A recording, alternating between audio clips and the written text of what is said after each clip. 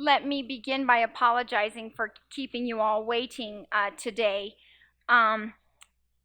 When we come to Butte and go to so many communities, we have an opportunity to visit with community members. And one of the things that we can always count on in Butte is that the room will be packed. And because there is such enthusiasm and engagement and excitement here in Butte and on our campuses here, I think it's very important that we take the time to hear the concerns of the folks who take the time to come to visit with us. So I do apologize, though, that we are starting the meeting late. Yesterday, when we made the student introductions, there were a number of students who were not in the room, and so I would ask all of our students once again to stand and be recognized. We thank you for choosing the MUS, for taking the time to be here. Thank you so very much, and for representing the students that you serve back on your respective campuses. We appreciate the great work and advocacy on their behalf. So, and a great big shout out again to Student Regent Rogala, who is your representative up here at the table. I'd also like to thank the folks here from PBS who make sure that our message can be seen, can be heard on each of the campuses and in homes across Montana and wherever folks may be watching from. I'd also like to take a moment and welcome Bruce Bromley to the table. Dr. Mokwa could not be with us today, so Bruce, we look forward to hearing what you have to say today and to having you at our table. We are now at the point in the agenda where we will discuss the long-range building program, and for that conversation I will turn to Mr. Robinson. Madam Chair, members of the board, this is simply an introduction to our long-range building prioritization process that is beginning with campus visits this fall. So Amy, if we could move to the first slide. This particular process is really an ongoing process, and a wide range of participants. As we have campus site visits at our campuses, we will issue invitations to regents in that particular area. We'll also make that agenda available to you. So, if you want to attend all of them, that would be appreciated. So we try to involve regents in the process. The commissioner, as his schedule would allow. I try to and will make it to all of those meetings. Obviously, the campuses are involved, and we also communicate with the legislative and budget office staff. Next slide, please. The process that we use, and I provided a little introduction to regents back in July.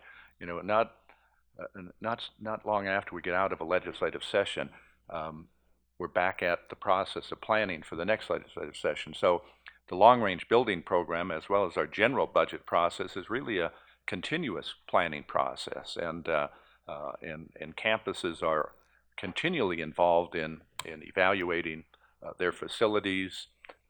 We look for deferred maintenance, energy savings opportunities, modernization, and usually way down on the list would be the idea of new construction.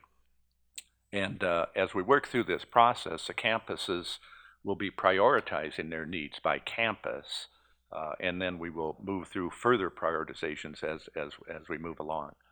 Next slide, please. This particular process, this is our continuous process, and we're really in step number 2 of our biennial process. So we will be having campus visits throughout the fall.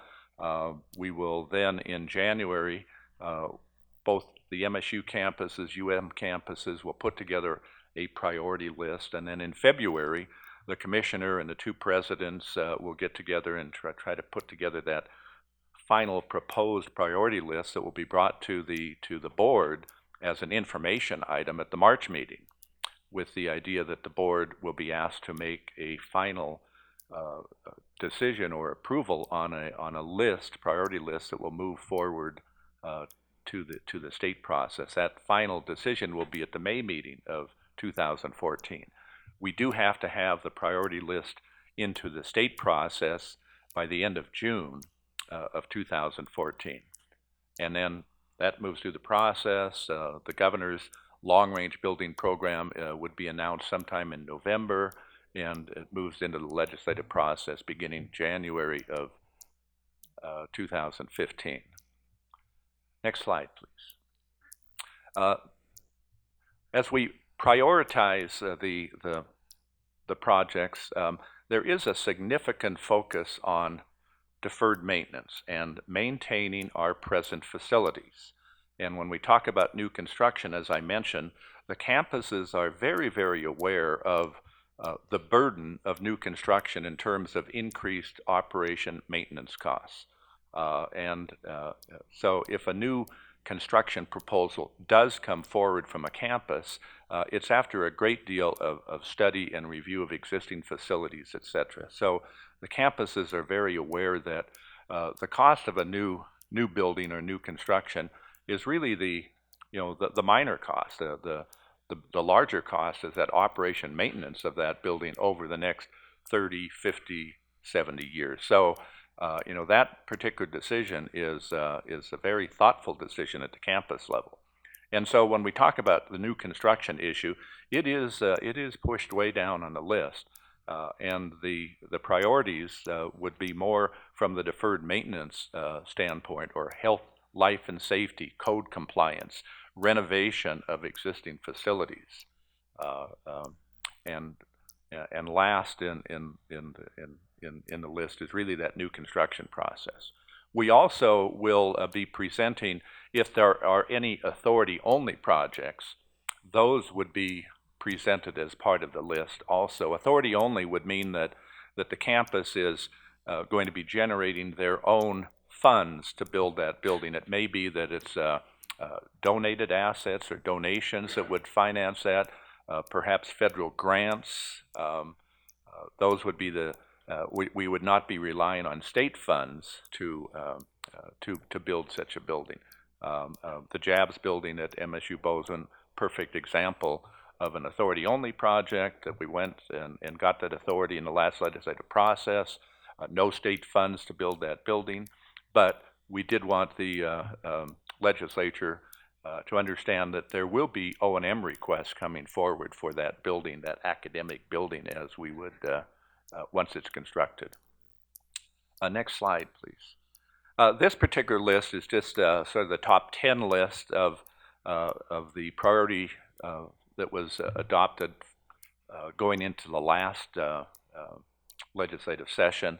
Those were the dollar amounts. You can see at the top of that list, deferred maintenance is normally the number one priority, highest priorities as we move forward. And if you look at most of those other items on the list, to a great degree, even though we have a Missoula College new building, it really addressed significant deferred maintenance issues at the current facility. And as we would move forward with that particular project, at some point the old facility we would hope would be put to some other use, perhaps on the campus, but perhaps in another owner, back to the city, something like that. But most of the others, significant amount of deferred maintenance addressed in there. So when we talk about new construction is really at the bottom of the list in terms of priorities. There has to be a significant need for that new construction before it would really move forward onto the list. Next slide, please. So the process, I think we do a very rigorous process in terms of looking at campus needs, try to have as broad a participation as possible in that,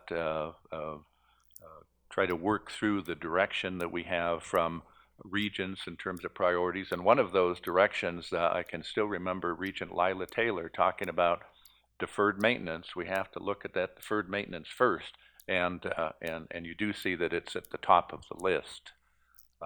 Next slide, please. Information sources, significant, again, rigorous process. There's a significant amount of information that is available and utilized in the process. Campuses do have deficiency reports that, for the various facilities, buildings on their campuses. We also use prior long-range building lists in terms of ranking as part of the process also. So a number of information sources utilized. Next slide, please. This particular slide is, these are the campuses. 2 years ago, we had a similar slide dealing with the MSU campuses and looking at the allocation of long-range building dollars that have been appropriated over a period of time. And I think you really do need to look at this simply because, in terms of a long time frame, when you have a significant large dollar amount that might be appropriated for a particular building on a particular campus, it's going to change the percentages for that particular year. But as you look at the funding for buildings, et cetera, over a long period of time, and then make a relationship in terms of the state-supported square footage on the campus, or the number of student FTEs, or the replacement value, we do try to take a look at those relationships and try to look at that from a reasonable standpoint of investment. We still try to look at the most important needs in terms of deferred maintenance, those types of things, but also how do we balance the investments or the requests or the priorities across the system. And so we do try to make some relationships, and as you look at the percentages on this particular slide, you would look at 50% allocated to the Missoula campus over the years, but all of the relationships that you see on the bottom part of that would indicate that maybe there ought to be a higher amount of funding. When you go to a smaller campus and you have a large amount of, let's say, a building constructed, that's a significant investment in that campus for that period of time that would probably exceed all of those percentages. Helena would be a good example there. Recent pretty significant investments in the Helena campus facilities, 2-year campus, and so those percentages over time are going to change, but we do want to look at that relationship just in terms of, are we doing a decent job of balancing our priorities across the system. Next slide, please. That's the last slide. All right. We do have I've asked Chancellor Blackadder to provide a little bit of an overview of the Montana Tech situation. We will be scheduling a meeting in Butte, looking at the Montana Tech deferred maintenance issues in the near future. This would just be sort of a little overview of some of the projects that they would be prioritizing on this campus. Before he begins, I'd like to take a moment to recognize one of the folks who advocated on behalf of the appropriations for the MUS in this regard, and that is Senator Keene, who is in the audience here. We thank you for your support of all things MUS.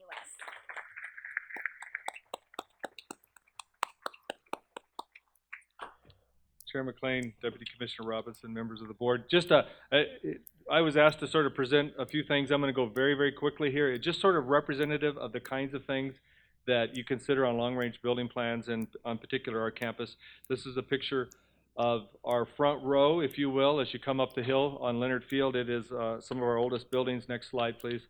So when you look in general at what campuses look like around, we're a fairly small campus, but those kinds of deferred maintenance and code compliance is very important. You look at the kinds of things on this list, those are the kinds of things you'd see on almost every list on every campus with different amounts. You're never sure whether you own the buildings or whether they own you. And this really sort of spells it out in terms of sort of the deferred maintenance and code compliance as well, some of the safety issues that are there. Next slide, please. When you look at some of the things that we're looking at, certainly we were fortunate to get, we needed new lab space. Our enrollment in our science and engineering programs had gone from maybe 1,500 students to 2,200 students over the last 10 years. And so that new laboratory building is important for us, and we're beginning that. But when you look at this list here, this represents what I see around many campuses, and certainly on our campus, where that front row of buildings, just like Main Hall down there at Western, got the last part of the funding. It's really critical that we move ahead and capture those buildings while they're still reasonable to upgrade. We heard comments this morning that the Main Hall needed renovation in what, 1960? Who was that was saying that? Yeah, it was Senator Keene. So, you see it on our list. It's what, is it 19? No, it's 2013. So you can see that on our list, right? And so this would be what our plan would look like, and it tackles that front row. I would make two comments about that. One of them is that 5% of all lab space we're learning, generally on the average around the country, is remodeled every year on a campus. So when you think about buildings, right, they're sort of a living organism, and they're being revamped on a regular basis to meet increasing technology demands. And I would guess that when you look at that space right there that you see over a long period of time, it would probably double our usable space.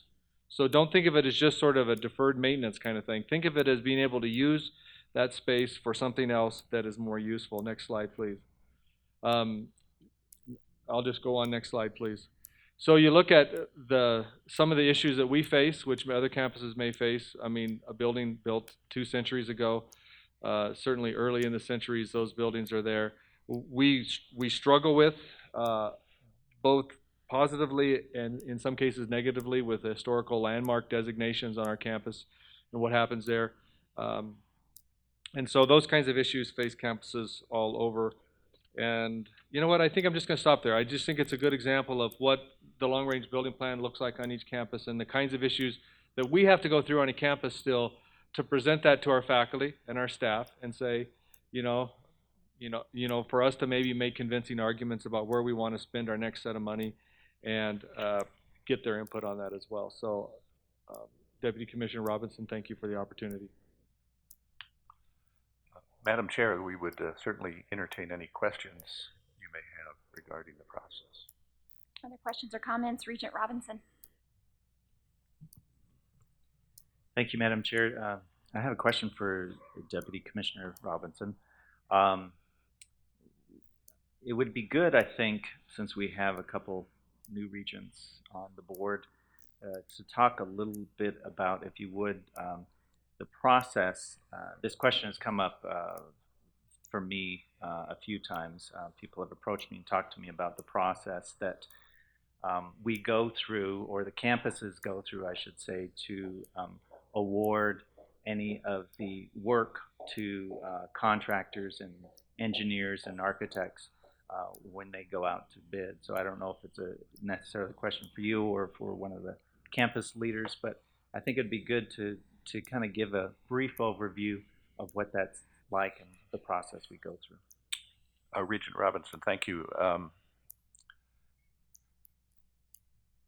When we're dealing with major construction on our campuses, I mean, the buildings on our campuses are really considered state of Montana buildings. I mean, they're obviously on the campus, but they fall into this, under this umbrella of state of Montana buildings. So when we have a major construction project on our campuses, whether it's really funded through state dollars or for example, an auxiliary building, the architecture engineering division of the Department of Administration really takes a lead role in terms of that particular process. And as you start through the process, certainly the first steps would be moving into the design process, and one of the first things that needs to be done there would be the selection of an architect or consultant that would be working on that design. Now that process, by state law, that decision in terms of who might be selected to do that work is really the decision of the Architecture and Engineering Division. That is they determine who will be selected to do that. So it is a sort of an RFP process where there is a communication that is sent out to allow architects to apply to be involved in that particular process. And then as you move to the specific project, there is a project committee that is connected with that selection process. And that includes folks on the campus, but it also includes representatives from the architecture and engineering division. So that project committee, by, again, statute and rule, will forward 3 names to the architecture and engineering division for possible selection. The final selection of the architect is made by the director of the Department of Administration. So there is it's almost like an RFP process. You have the request for information that comes in. There's sort of a ranking process in terms of who will be invited to be interviewed.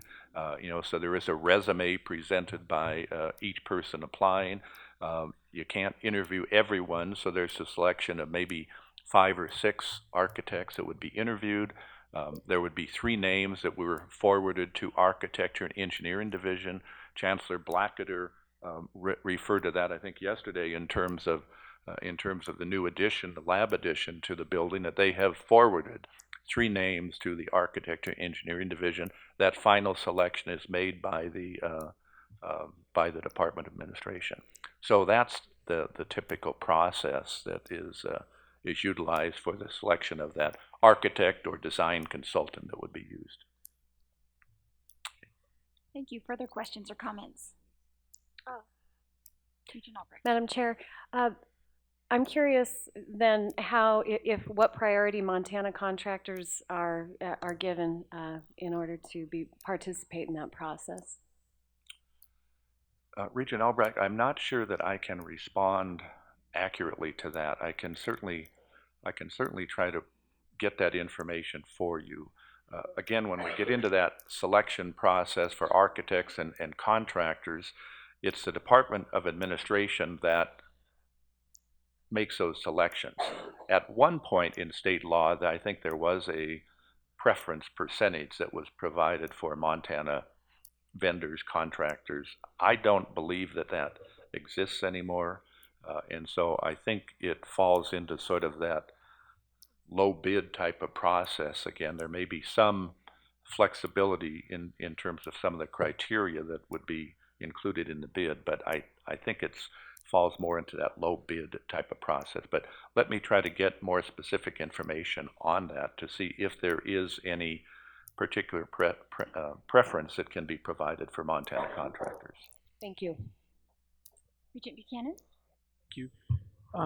Looking at the work in progress slide, I'd like to kind of get an update on how that's going. I know you were very helpful as some of the members from the MSU Billings Foundation were asking about developing this matching funding, and where are we at on a lot of those projects? And it's probably coming more from campuses, but I'd sure like to hear an update. We have work to do yet on those projects. Amy, could you pull up that slide again that was the list from the last biennium, and I can speak to at least general. I'm not sure I can speak specifically in terms of all of those, but first of all, we have the Missoula College building.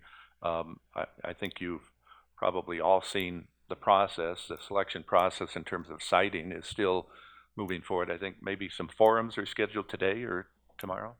Maybe Royce could respond to that. Yes, I'd love to. Regent Buchanan, members of the board. As you may know, we have the last 2 public forums scheduled for this afternoon and tomorrow. So at 4 o'clock this afternoon, we'll have a public forum downtown, really aimed at community members. Tomorrow afternoon, we'll have a public forum on the current campus of the Missoula College, really focused on students and faculty and the neighborhood in and around the current Missoula College. Regent Krauss is planning on being there this afternoon, and Regent Albrecht is planning on being there tomorrow afternoon, I believe. So I appreciate very much your involvement. After those forums are done, we'll go ahead and finalize the site selection and then move full speed into the design stage for that, whatever that location becomes, and hopefully we'll be able to actually see dirt being moved next spring, early summer, I would anticipate at this point. The private fundraising associated with that. We had a $3 million commitment, and that is underway. I won't tell you that it's finished by any means yet, but it's certainly underway, and I don't see that being an impediment to the timing of things as we go forward. So, I mean, the excitement level is tremendously high for this, as you can imagine, and regardless of which site we end up choosing, it's going to be just an amazing, huge step forward for the Missoula College and for generations of students who will study there. Regent Buchanan, I think with all of the projects that were funded, you probably have more knowledge of the MSU Billings project than I do, but I think all of the projects, there is the sort of capital campaign that is beginning and moving forward in terms of most of those projects. Certainly there was a recent meeting at MSU Northern that the commissioner was involved with in terms of helping put together and discuss the fundraising process for the, I think there is a $3 million goal in connection with that facility. So I think all of the projects that were approved, they are in the process of raising the money, but they're also moving forward in terms of the planning of making sure that they can move those as quickly as possible. Thank you, and I'd be very interested to hear how some of these other campaigns are going for a couple of reasons. I mean, I think in our capacity, we can help there. I think we need to do that. And I'm impressed with the MSU Billings campus that they've reached out and tried to get protocol, and you've helped explain kind of timelines and things that they need to do, process. So I think if, maybe not in this meeting, of course, be asking that quick time, but if we could get some follow-up to hear how those are going and places where we could support, would be, I think it would be appropriate for us to be kept in the loop on that. Maybe we could just do some quick comments from the chancellors. Maybe Chancellor Krauss could provide an update on the Billings project. Just to go along with the process, we put our proposals together to the Department of Administration. Firms applied. We interviewed 7 firms. We forwarded the names of 3 firms to the Department of Administration, and Dowling Studios from Helena was selected as our architect. And then we are in the process with our foundation of putting together our formal case statement, and we'll by the end of October, I think mid to end of October, have some materials from our architectural firm that will allow us to go out more formally to donors. Chancellor Limbaugh. Thank you, sir. At Northern, we've been very fortunate to have the assistance and support of Commissioner Christian in terms of identifying and partnering with some significant industry partners. And what's beginning to appear now is that we'll have a 2-pronged campaign. We have one campaign going where our industry partners may be participating in asks with us, and then another part where we're managing at a local level. Northern has never put together a capital campaign like this before in recent history, so I've retained a team of fundraising consultants to help us organize this.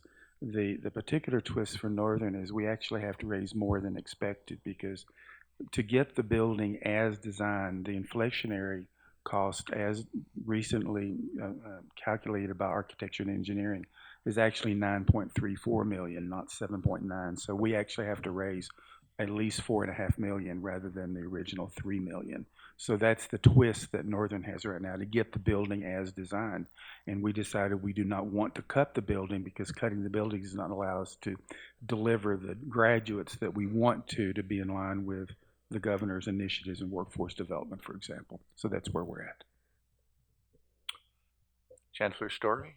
Regent Buchanan, members of the board, we're pretty much in the same boat that MSU Buildings is. We have an architect. Of course, our project has been in phases, so they're the same architects, Shanahan and his group. We also have a landscape architect, because our project, where we have to raise $500,000 to get the $4 million, and as I like to say, that means we're 90% of the way to our goal, is the project itself was mostly seismic stabilization and HVAC and things like that that are not very visible. So we're working on what we're calling a plaza between Main Hall and our administration building, and this was at an idea from A&E actually. So we're waiting to get the plans for that. We are developing strategies about donors. We will probably go to our alumni and maybe name it Alumni Plaza or whatever. We have several naming opportunities involved with it. So we're working at it. And if I could be quite candid with you, I'll tell you what we've heard from some foundations and some individuals. And that is that, yes, we're quite familiar with the House bill and we're quite familiar with what was going on. And the state should have funded that, and we're not going to.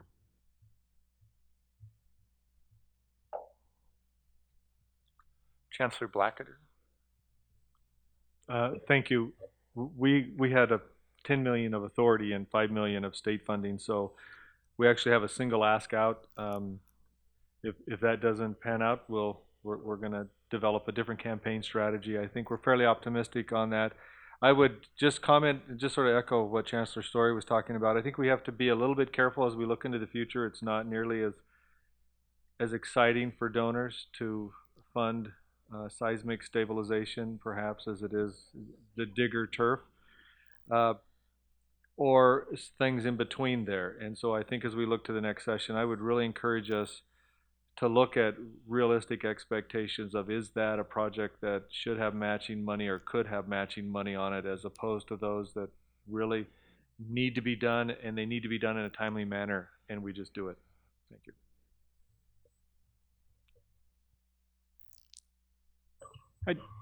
I've heard the same comments, and in personal attempts to raise money for different campaigns, state-funded capital projects are very hard to get private money for.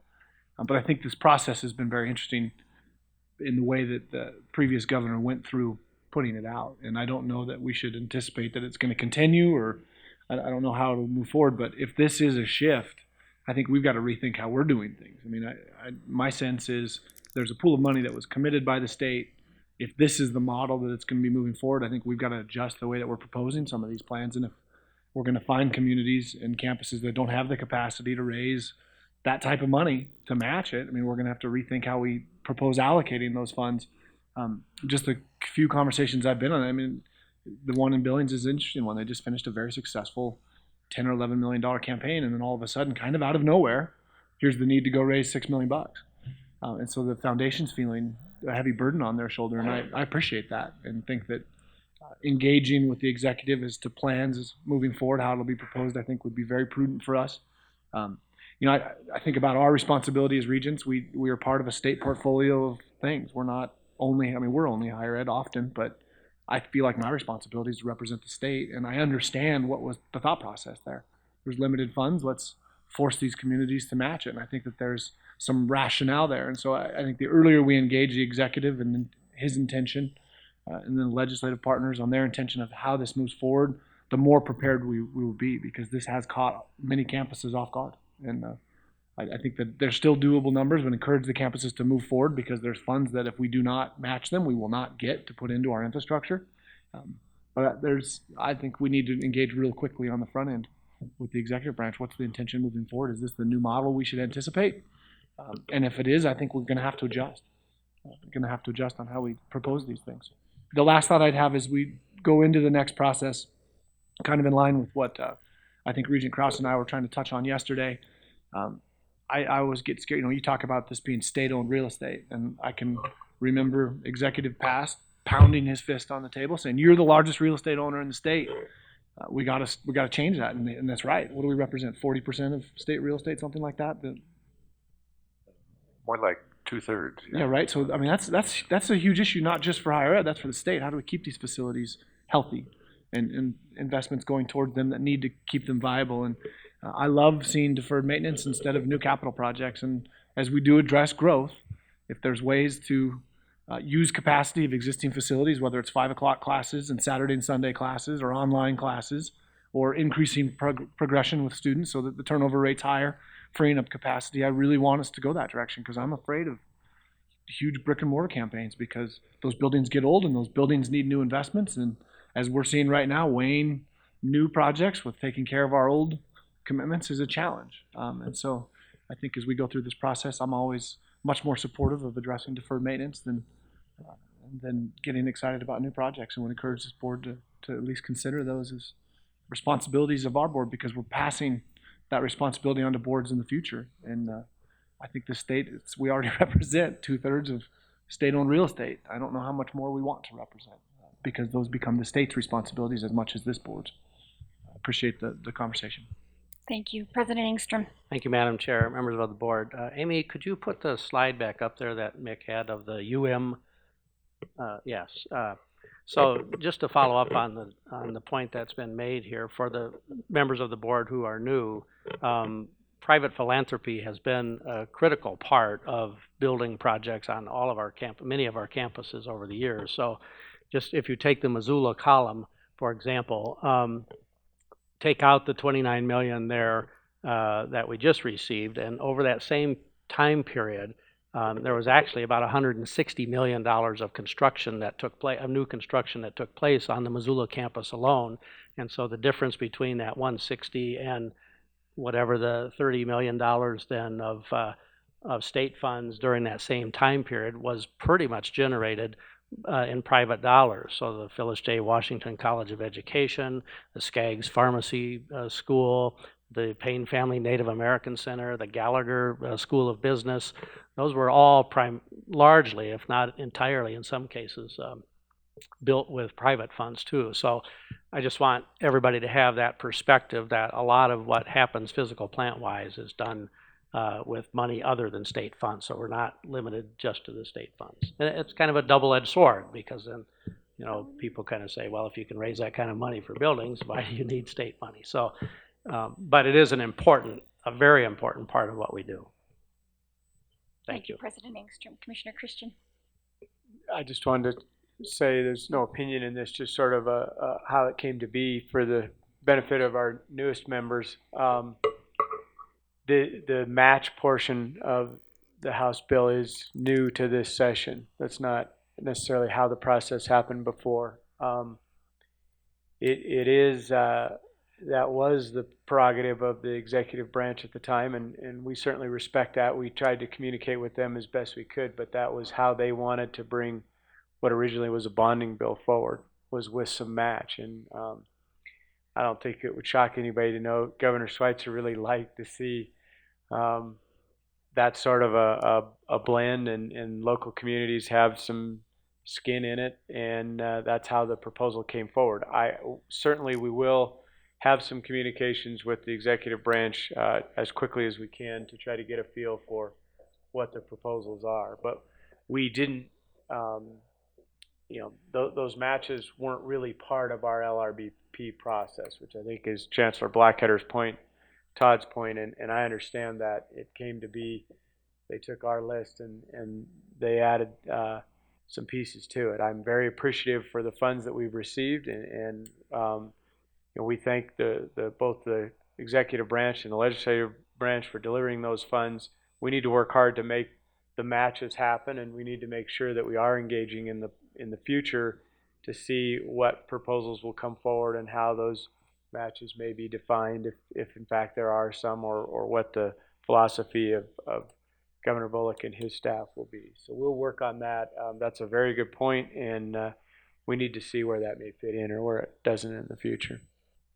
Absolutely, Commissioner Christian, and if Regent Tuss were here, he would echo the statements that he made in May to that end, that it is incumbent upon us as a board to be very aggressive in working with the commissioner, to work with the campuses in seeking those matching funds, because it is indeed a challenge, and for some more than others. And that was something that Regent Tuss clearly articulated in May, and so I think that is important. One of the other things I would commend the campuses for doing in the past, and I know that I saw an email go out from the MSU folks in bringing folks to the table early, lawmakers to the table early in the LRBP conversations, and bringing us to the table as a part of that conversation. I think that that will help facilitate the types of conversations, Regent Buchanan, perhaps you, Dr. Blackkeader, that you'd want to see in the future, so that we can mitigate the need for any matching dollars in the future if that's a conversation that we can head off out front. So I think that there's good things happening, I think, to get us ready for the next session.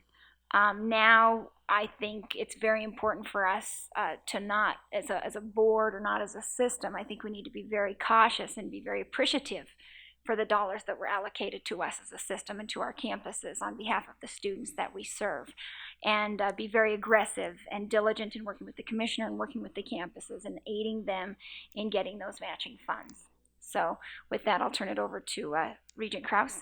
Thank you. Just a question for Dr. Angstrom. So you think it's somewhere around 127 million then that you built with donor funds, I think, and so the typical move, I think, for universities, Montana universities, is build a new building and immediately begin deferring the maintenance. Okay, we might figure out a way to do the operations, but we immediately begin deferring the maintenance. Now, we don't depreciate them and fund that. Is there a how is that 127 million? How are we funding the O&M for that, for those donated buildings? And it's not a criticism. I just want to figure that out in light of our conversations.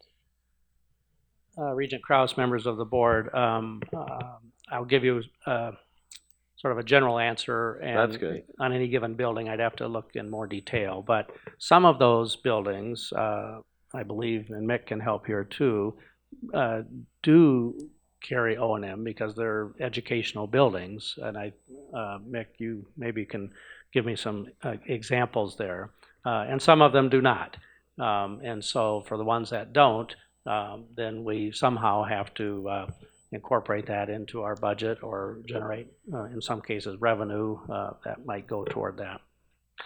Like donations? I mean, are we going out and trying to get donations? We are going out and trying to get donations for deferred maintenance, and are we getting it for ongoing maintenance? Do any of the buildings come with an endowment or anything? I'm just curious.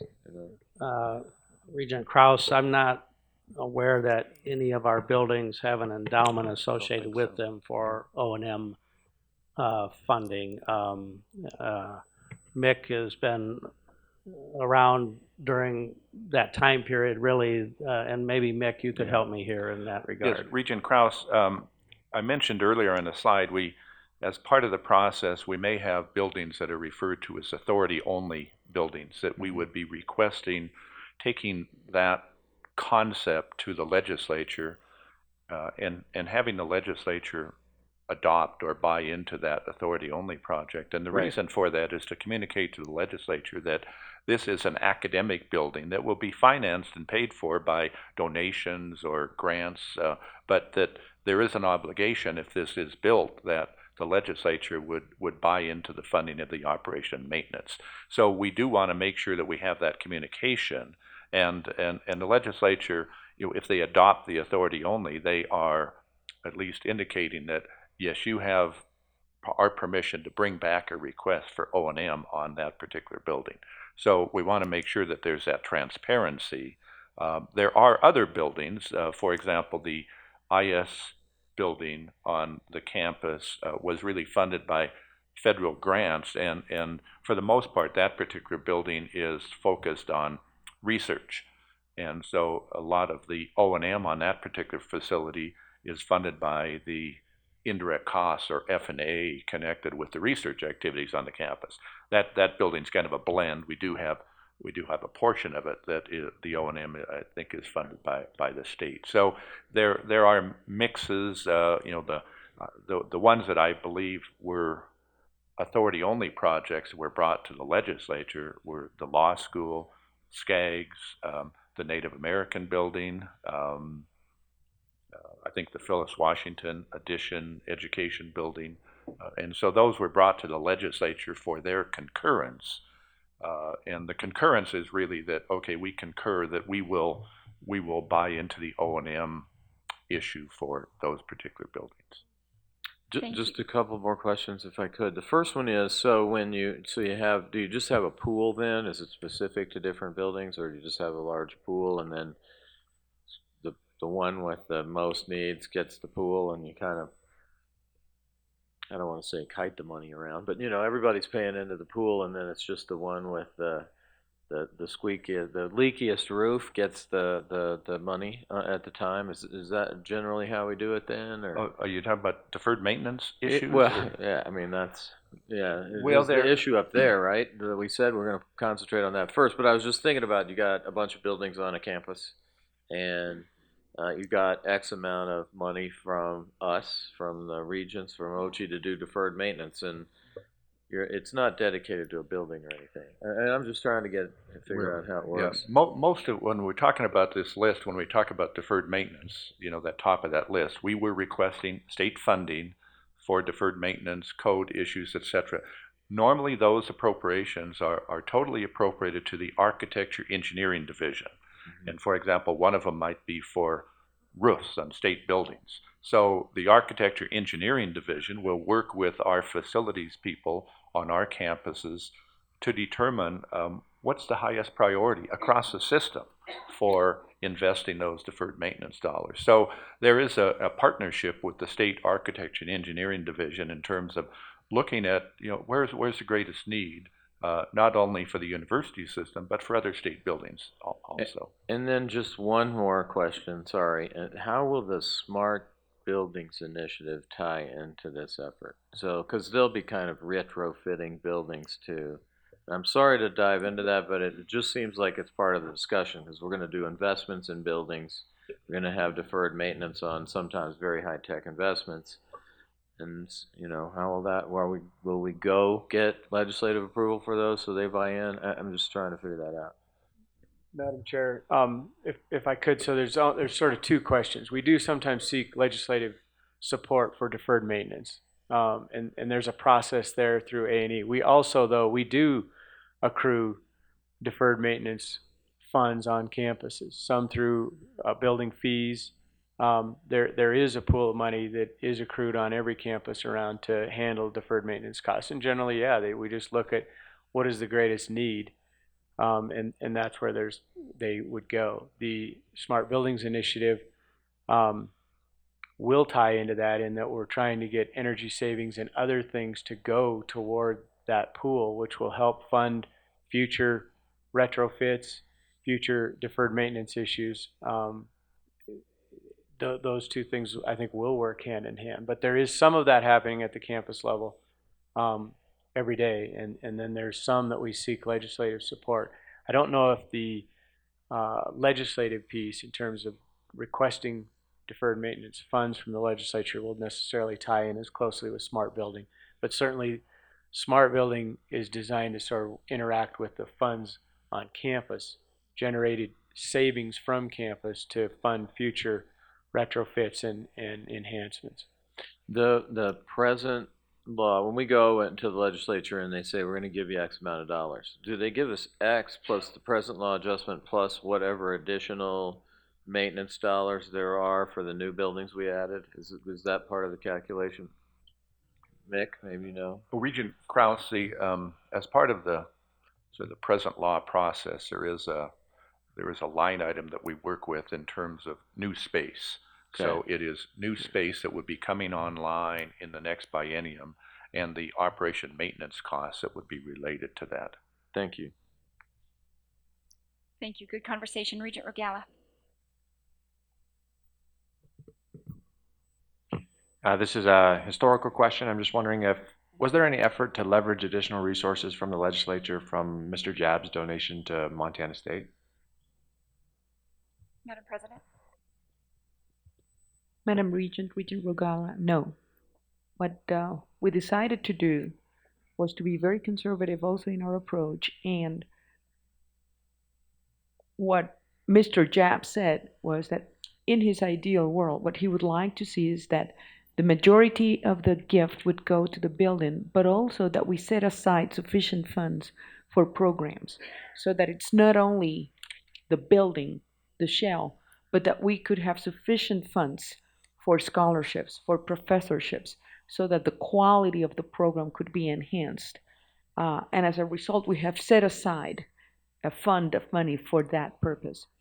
That's why, if the state legislature doesn't see with favorable eyes the O&M request, then those dollars would have to go for that purpose rather than for enhancing student opportunities. And it's important for us in this conversation to say, and I could go down the list about similar projects at Montana State University in which we have had donors, in which the inventiveness and entrepreneurial spirit of our faculty members have looked for additional sources of funding from industries or the federal government. I hope that in this conversation, that kind of initiative is not being punished by saying now the university is responsible for all the buildings. It has to be a partnership. And actually what happens is when the state helps us with additional support for our buildings, either construction, renovation, or O&M, it has a positive effect. Then administrators and faculty members then move into how can we build together. It's the same thing with our student fees. You are very well aware with this. The students of Montana State University tax themselves for a new wellness center. So it's important for us to use these opportunities to incent individuals, to incent positive behavior rather than the opposite. Thank you. Madam Chair, Regent Regalia, and just to add a little bit to that, and that's how it ended up, but in the original request, there was Romney Hall in there, which would have balanced the local match on the Bozeman campus at about 50-50. And in Governor Schweitzer's original proposed House Bill 13, it did sort of follow a 50-50 match, and it was fairly well distributed on both sides of the system. And so in that sense, the original proposal had trying to use some leverage with the JABS fund, although not, as the president described, not directly on that project, but on the overall campus side. But that, as we know, was pulled out of the final bill. Thank you. Chancellor Story. Thank you, Regent McLean. I just wanted to add a PS to my candid comment. First and foremost, of course, we're deeply grateful to the state and the support of the board and the commissioner's office for the main hall project. It's been a major, major thing for our community and our campus. And second, to say that when we get that comment from people, we point out that we are about 90% of the way to this goal, but if you take the $500,000 compared to all the millions that we've received over time, it's a very small percent. And we are absolutely confident we can raise it. We have some ways that we believe we can do it, and we're working hard at it. But I don't want it to sound like we're not grateful for all of the things, and we welcome the challenge of raising the funds. Thank you, Chancellor Story. I think that's a good note to end this conversation on, is our appreciation to the lawmakers who advocated so vehemently on behalf of these projects. And Chair McLean. Absolutely. I'll come back over there just Okay. a second. I think that's a really good message there. And I just don't want that to get lost here. And I think President Cruzado touched on it. The commissioner touched on the project that did not get funded. And there the conversation does not get to happen. And so I think that's the greater part of the message that I hope you, Senator Keene, leave here with, and the folks that are watching, if there's other lawmakers watching, that we are well aware as a board and as a system that these projects will, in the short term and in the long term, be very beneficial to the students that we serve and to the taxpayers in Montana as a result of reduced maintenance costs, et cetera, where we may be spending more on older buildings, et cetera. So with that, Chancellor Limbaugh. Thank you, ma'am. Just as a point of reference to respond to Regent Krauss's comment, my foundation voted on Tuesday for the first time to try to raise money for a $2 million endowment for the building. The building is so complex in terms of equipment and technology that they were worried that we would get the building, then we couldn't keep up with technology. So that's another challenge in front of Northern on top of the $4.5 million we have to raise for the building and the LEED certification that Don and I were talking about. Thank you for allowing that comment, and I'd say how admirable that is, because that's really where we seem to always fail, is we get it done and then there it is, it's done. So thank you. Thank you very much, and a great lively conversation. I appreciate it and appreciate everybody contributing to it. At this time now, I would turn it over to my fellow Regent Major Robinson for the Staff and Compensation Committee. Thank you, Madam Chair. Before we get into the agenda, which my understanding is we're going to do a committee as a whole, is that correct? Okay. I'd like to first start to, since this is a new staff and comp committee, I have chaired the committee prior to this and have been asked to chair it again, which I'm very excited to do, and I wanted to introduce the other committee members as well. Chairman Regent McLean is on the committee.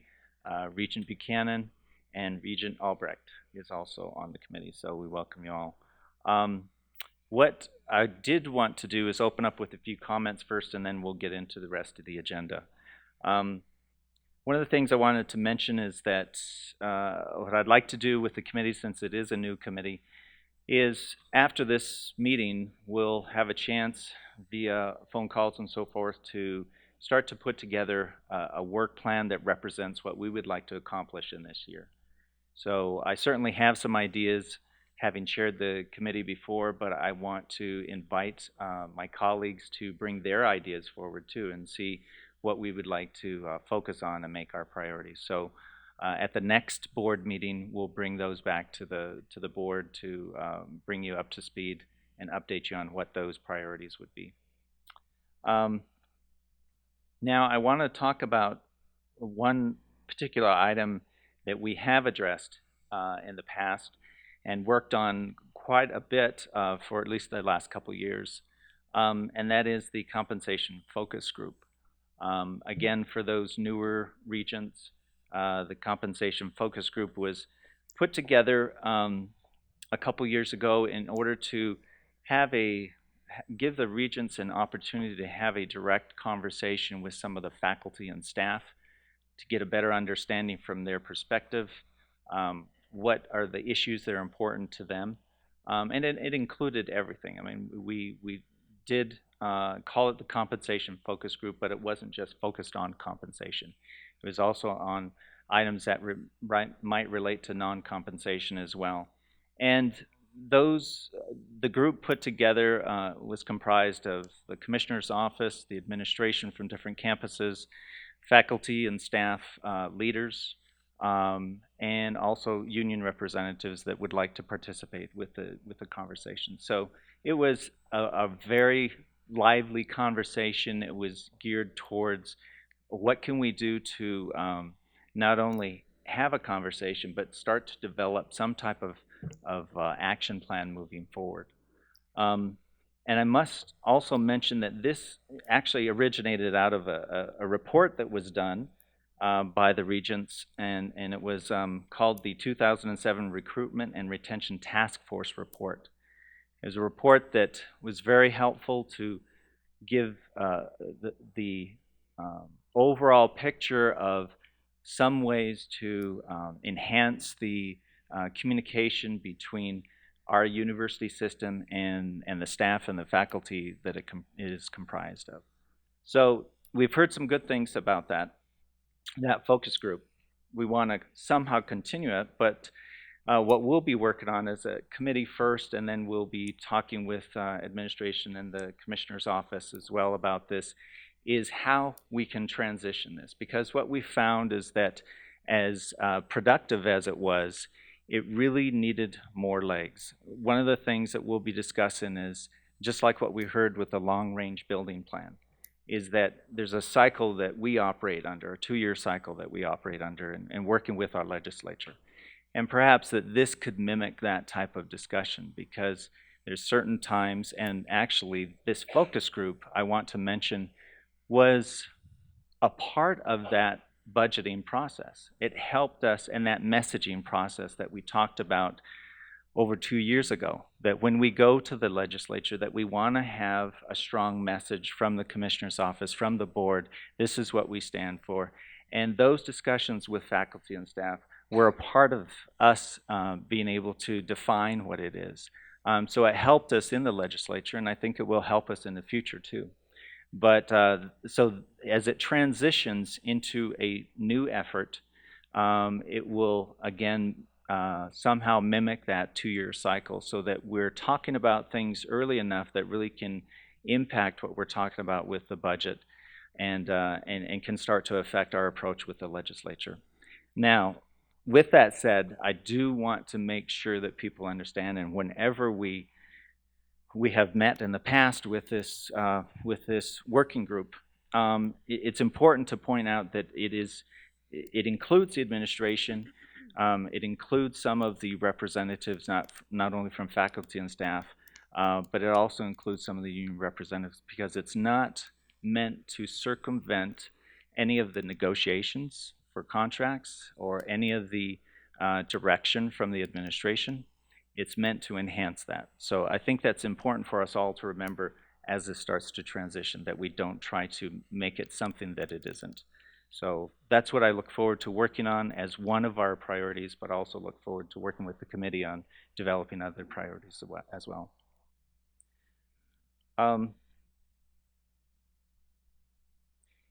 So at this point, what I'd like to do is I'd like to turn to Associate Commissioner McCray to walk through the compensation and collective bargaining update first, and then we'll go into the rest of the agenda.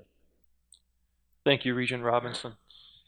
The agenda before the board today consists of a number of staff items and a number of labor agreements, not unlike September of any odd-numbered year after a summer of collective bargaining and a fiscal year after a legislative session.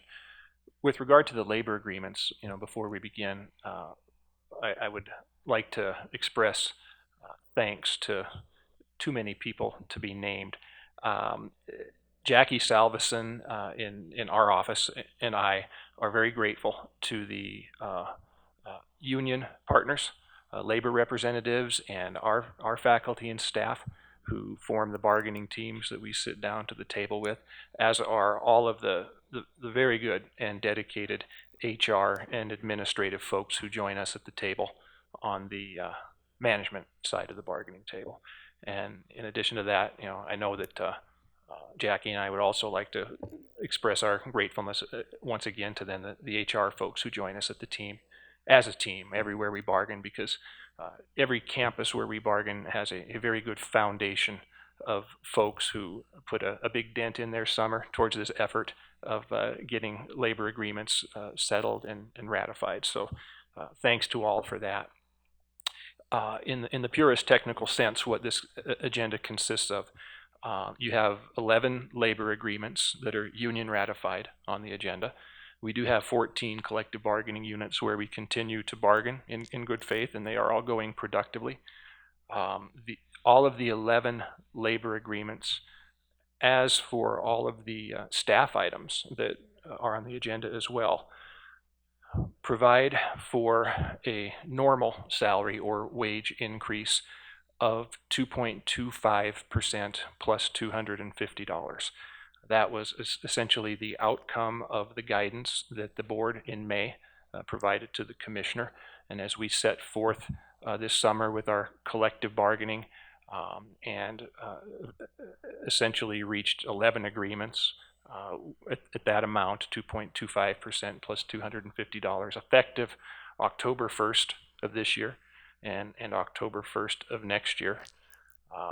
The commissioner then, late this summer, provided guidance to the campuses that in line with those adjustments, that as the campuses prepare fall roster information and staff items that come before this board at this September meeting, asked that the campuses factor in the same normal salary increase for those folks who are on the staff items that would be in line with the normal salary increases in the collective bargaining agreements.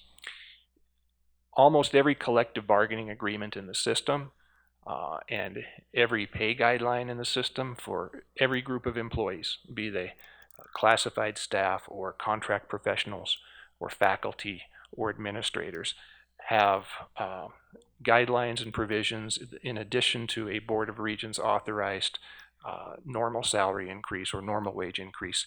There are provisions where under certain circumstances additional individualized pay needs might be met, be they for in classified situations, for instance, under the MUS staff guidelines, it might be strategic pay adjustments for either retention scenarios or reclassifications for promotions. Similarly, for faculty, administrators, contract professionals, there are provisions for a number of stipends. You're going to see some of those, or you may have seen some of those in the staff items before you, or promotion or retention, similar to the types of provisions that exist in the various different guidelines across the system.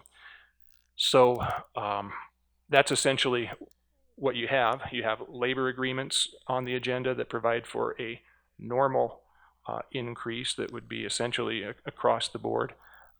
Each one of those labor agreements, every pay guideline in the system for all of our groups have some additional provisions for individual adjustments.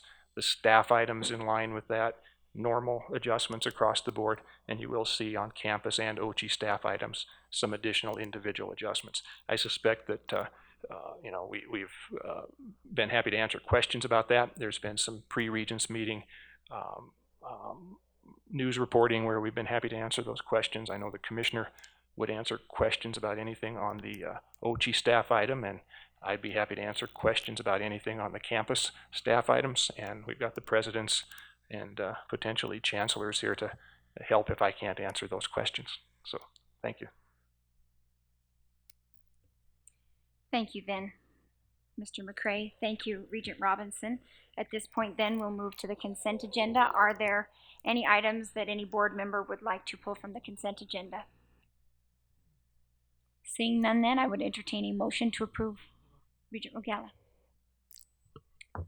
Thank you, Chairwoman McLean.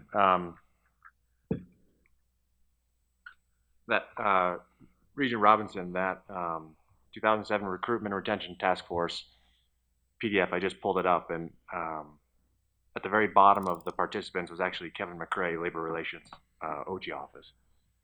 And trying to pose a question to Regent Robinson, do you think it's time to have a reauthorization of a report like this to try and figure out how we can best meet the demands of retaining of quality faculty, meeting the students' needs, legislators' needs, executives' needs? So kind of a recommissioning of a report like this to try and find efficiencies in the system to maintain a quality product? Madam Chair, Regent Regala, that's a good question, and to respond to that, what has been done so far is the staff or the compensation focus group that I had mentioned had put together a study, a report based on our discussions, and it originated with that report. And I keep referring to Regent Buchanan because he was instrumental in putting together that 2007 report. And I would agree with you. I think that we need to look back at both of those as we move forward, and that's what I was talking about with the transition of this work that we're doing, and trying to really more proactively address concerns from faculty and staff, that we do need to revisit those, look at that, and determine how we can move this forward. But in addition to just developing an updated report, is how can we start to really work this into the fabric of how we operate as a board, so that this isn't an unusual year or 2 years and there's a report done, but how can we continue that forward? But I do think that we do need to revisit those same issues with our representatives that we're working with, and then not only work on identifying what it is that it's important and the report itself, but really integrate it into our operations. Thank you, Regent Rogala. Thank you, Regent Robinson, and we look forward to your great leadership on this committee and pulling all those folks together.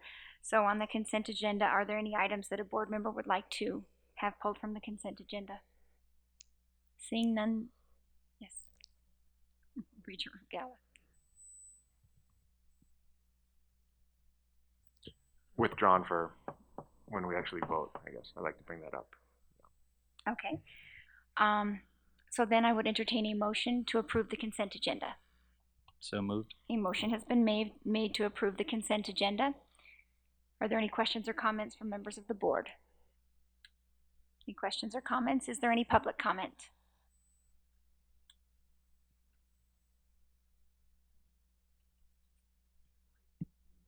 Members of the board, for the record, my name is Marco Farrow. I represent MEMFT, many of the bargaining units that are still out there bargaining.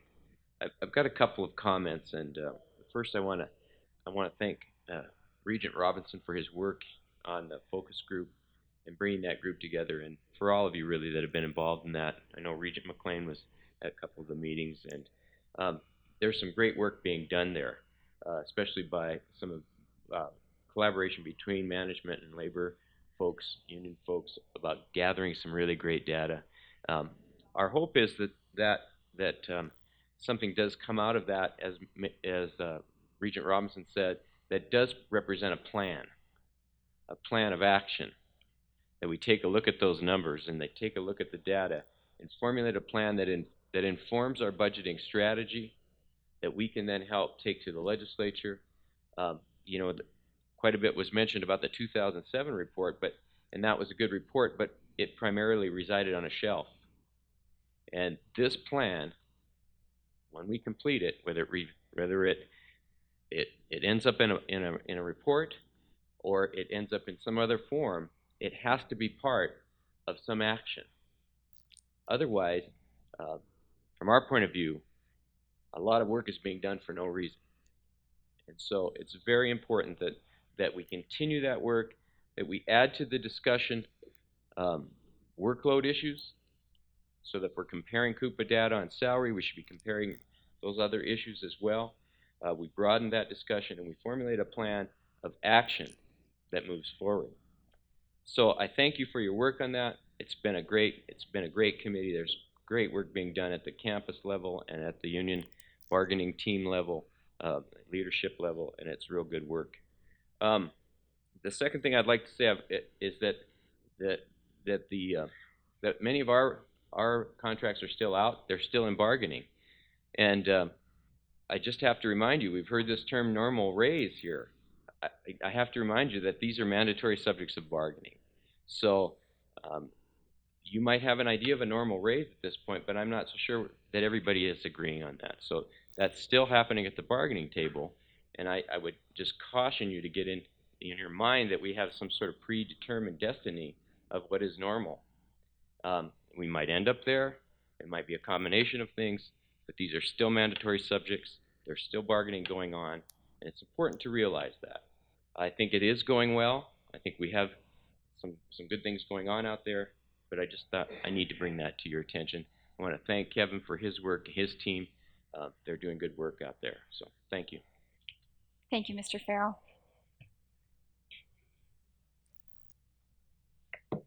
Thank you, Madam Chairman, members of the Board of Regents. My name is Jay Reardon. I'm a field representative for Labor's Local 1686. We represent those folks on the bottom in comparison to Mr. Farrell's, and I appreciate his comments. He represents primarily those that are faculty and staff. We represent a small portion of those people that do the day-to-day work. And I guess my comments today will be short, but I guess I don't know how to describe it, of whether I'm disappointed or disgusted with the continued failure of the university system to recognize the needs of those people that do the work that matters. And I mean, that's the people that set this up for you every day, wherever you go, that clean the bathrooms, that clean the dormitories, that make sure that the places that our students and our children go to are clean and healthful environments. And when we talk about across-the-board wage increases, when we're talking about 2.5% for somebody that makes $10 an hour, it doesn't add up when somebody that's getting it at the top. So I think it's very important that the board starts to recognize that the people at the bottom deserve to be taken a look at. because what's happening is they cannot afford to live in the communities where you operate your universities. $10 an hour, $11 an hour, $12 an hour does not cut it in Missoula, in Bozeman, in Billings. And if you really look at the wages that are paid by the university system, which I believe should be setting a standard in the community, you're mostly at the bottom when you compare them to other public employers in the areas, school districts, local governments. So I'd encourage you to look at those facts and figures. And we are still bargaining too. I don't want to bargain with you. We bargain with Kevin and his staff. But we have issues on the table and we're still there. And what's being offered right now is not acceptable. So thank you for your time and your consideration. Thank you, Mr. Rudin. Further public comment? Further public comment? My name is Dean Ridgway, and I've been working at the Montana State University for 33 years as a custodian, and I really love my job, and I appreciate all that you learned people are able to do for us throughout the state. One of my concerns is the fact that after 33 years that as a custodial staff personnel, the affordability for my particular group is not being compensated to a point where we are able to work within the community and sustain even a modest income to live there. One of the things that I point out in the area where I work is that it's our responsibility as staff, administration, students, and the individuals who maintain these buildings, that it's our responsibility to make sure that the Montana taxpayers are receiving best quality of building maintenance and that we can provide. We also have the taxpayers of Montana. We have the people who donate money, and we have government funding. And my consideration is that I have to make sure that the faculty, staff, the public, the state is receiving the best quality that I can give you. In my particular area, we have biohazards, we have carcinogens, and these are all things that I have to deal with, bloodborne pathogens. And so I feel that if the Board of Regents would consider the importance of the faculty, staff, and the workers, that I would really appreciate that. I feel my job is an artwork because I get to go in, look around, see what needs to be taken care of to make these buildings presentable to the public. And I really enjoy that. Thank you for your time. Thank you, Mr. Ridgway. Thank you. Thank you. Welcome, Senator Keene. Thank you, Madam Chair, members of the board and members of the education community. Who do you negotiate with? You negotiate with myself and 149 other people. That's who you negotiate with. And that's a very tenuous situation at times. What I am concerned about is a couple of things, and I enjoyed staying for the discussion because I think you become aware of the world that I live in. And it's a world that pays for everything that you do. So with that being said, you know, when we form these public-private partnership, which you've done at Montana Tech, I think the board has to be aware of overall for MSU or for U of M to raise money is a lot different than Havre or Dillon. It's just a different environment and just necessarily on the economics of it. It has to be.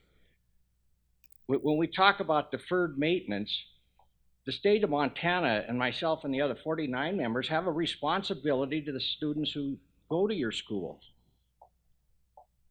We have a responsibility to make sure that they are safe places, because whatever you do, you will not be able to do it effectively unless you have a safe, healthy, clean, and up-to-date environment to train those people in.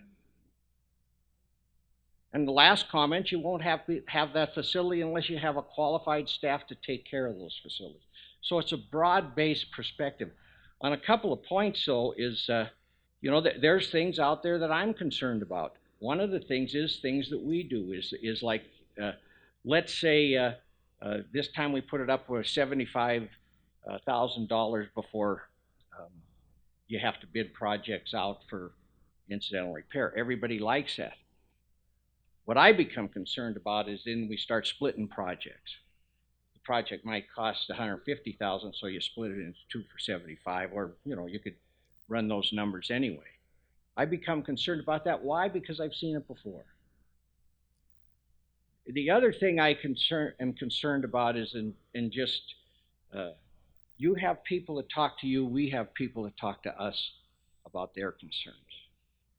And one of the concerns is that I've started to hear about, and it started a couple of years ago, is a difference in compensation for the higher end and the lower end in the university system.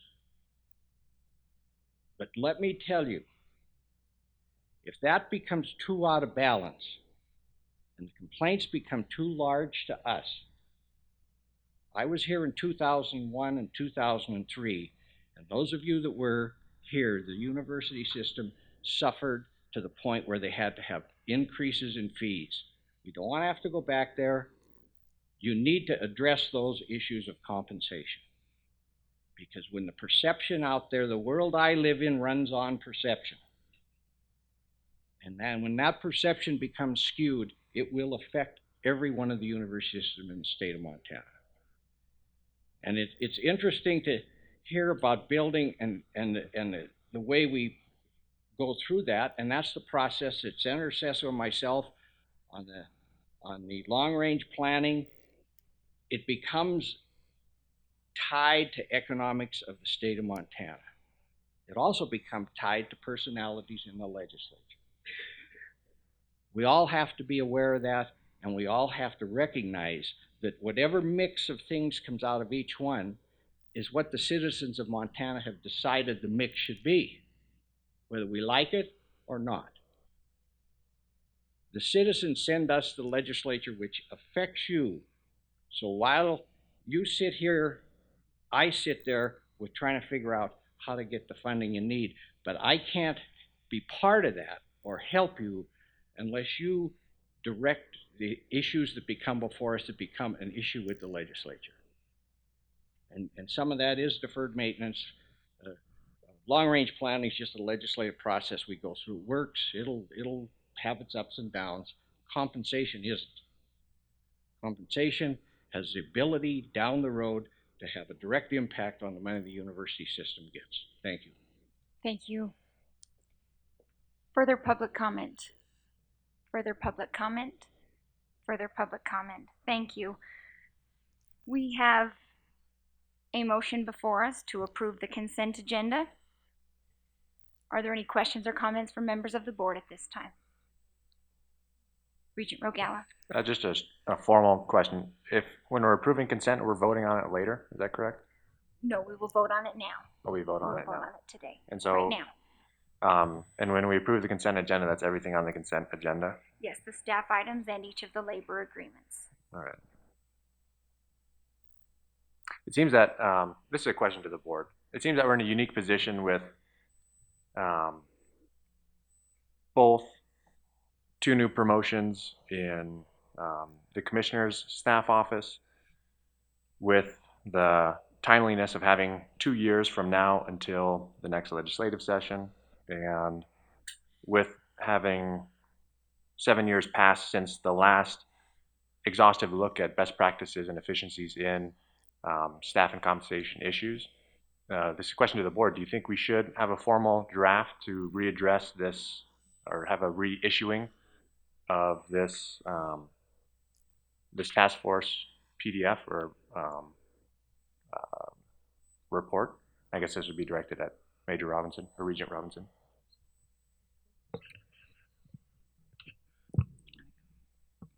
Thank you. And I need to understand exactly what you're saying. Before we vote on these issues as far as staff, Are you proposing to revisit that? Or I'm not exactly sure what you're saying, because obviously what we will be looking at overall, and really the issues that we talked about are related to the work we're doing with the staff, separate from the commissioner's office, but staff and faculty throughout the whole system. So the two reports and the 2007 report that we refer to was looking at those type of items. Certainly can be expanded to look at what's happening with our commissioner's office and include that. But I think that needs to happen from this point forward as we move forward.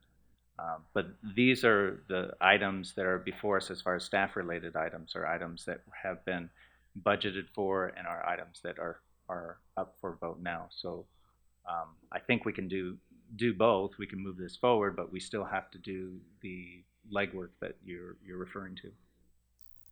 Madam Chair, if I could, just for sort of historical easy for me to say, purposes. So 2007, there was a task force. It was a pretty significant process that we went through. That's absolutely the case. But, you know, I guess a couple of the comments. I don't know if when that task force ended, if I do necessarily think that was just put aside or went on the shelf or anything else. From that, the focus group that still exists today was created. So we had a fairly large group and a formal task force. We've continued with a focus group. I've participated on it some, that meets on a fairly regular occasion to continue to keep that conversation alive.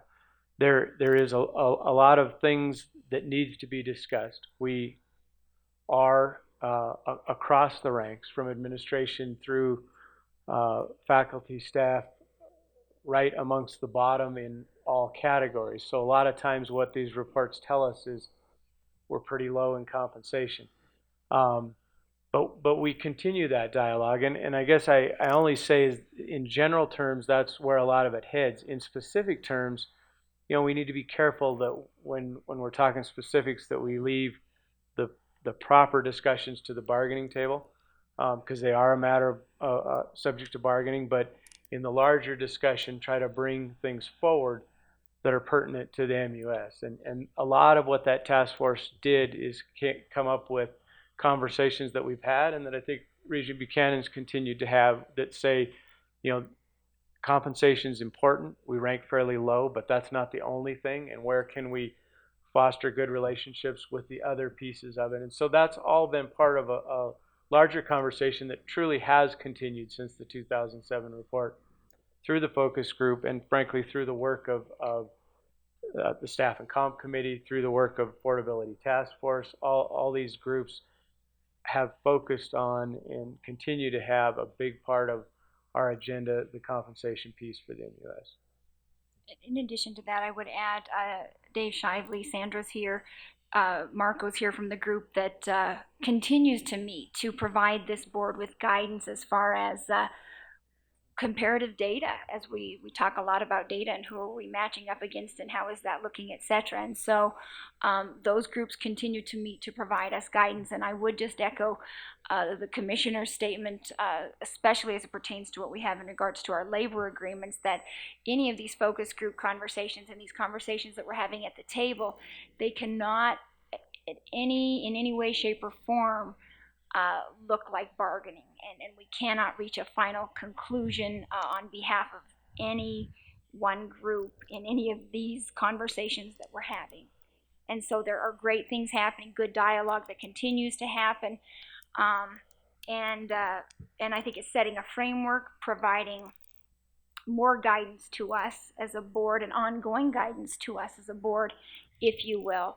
And it is one of those things that I think has been ongoing and continues to be and needs to be ongoing, and to best serve us in our roles here as board members to make smart decisions here at the table.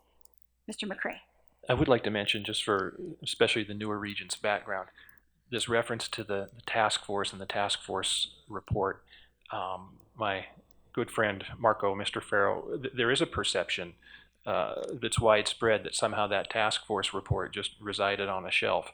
But I do remember, it might have been on everybody else's shelves, but I do remember a regent meeting more than 2 years ago now where that report was in a board chair's hand, and former board chair's hand, and now he's a couple of seats to the left of me.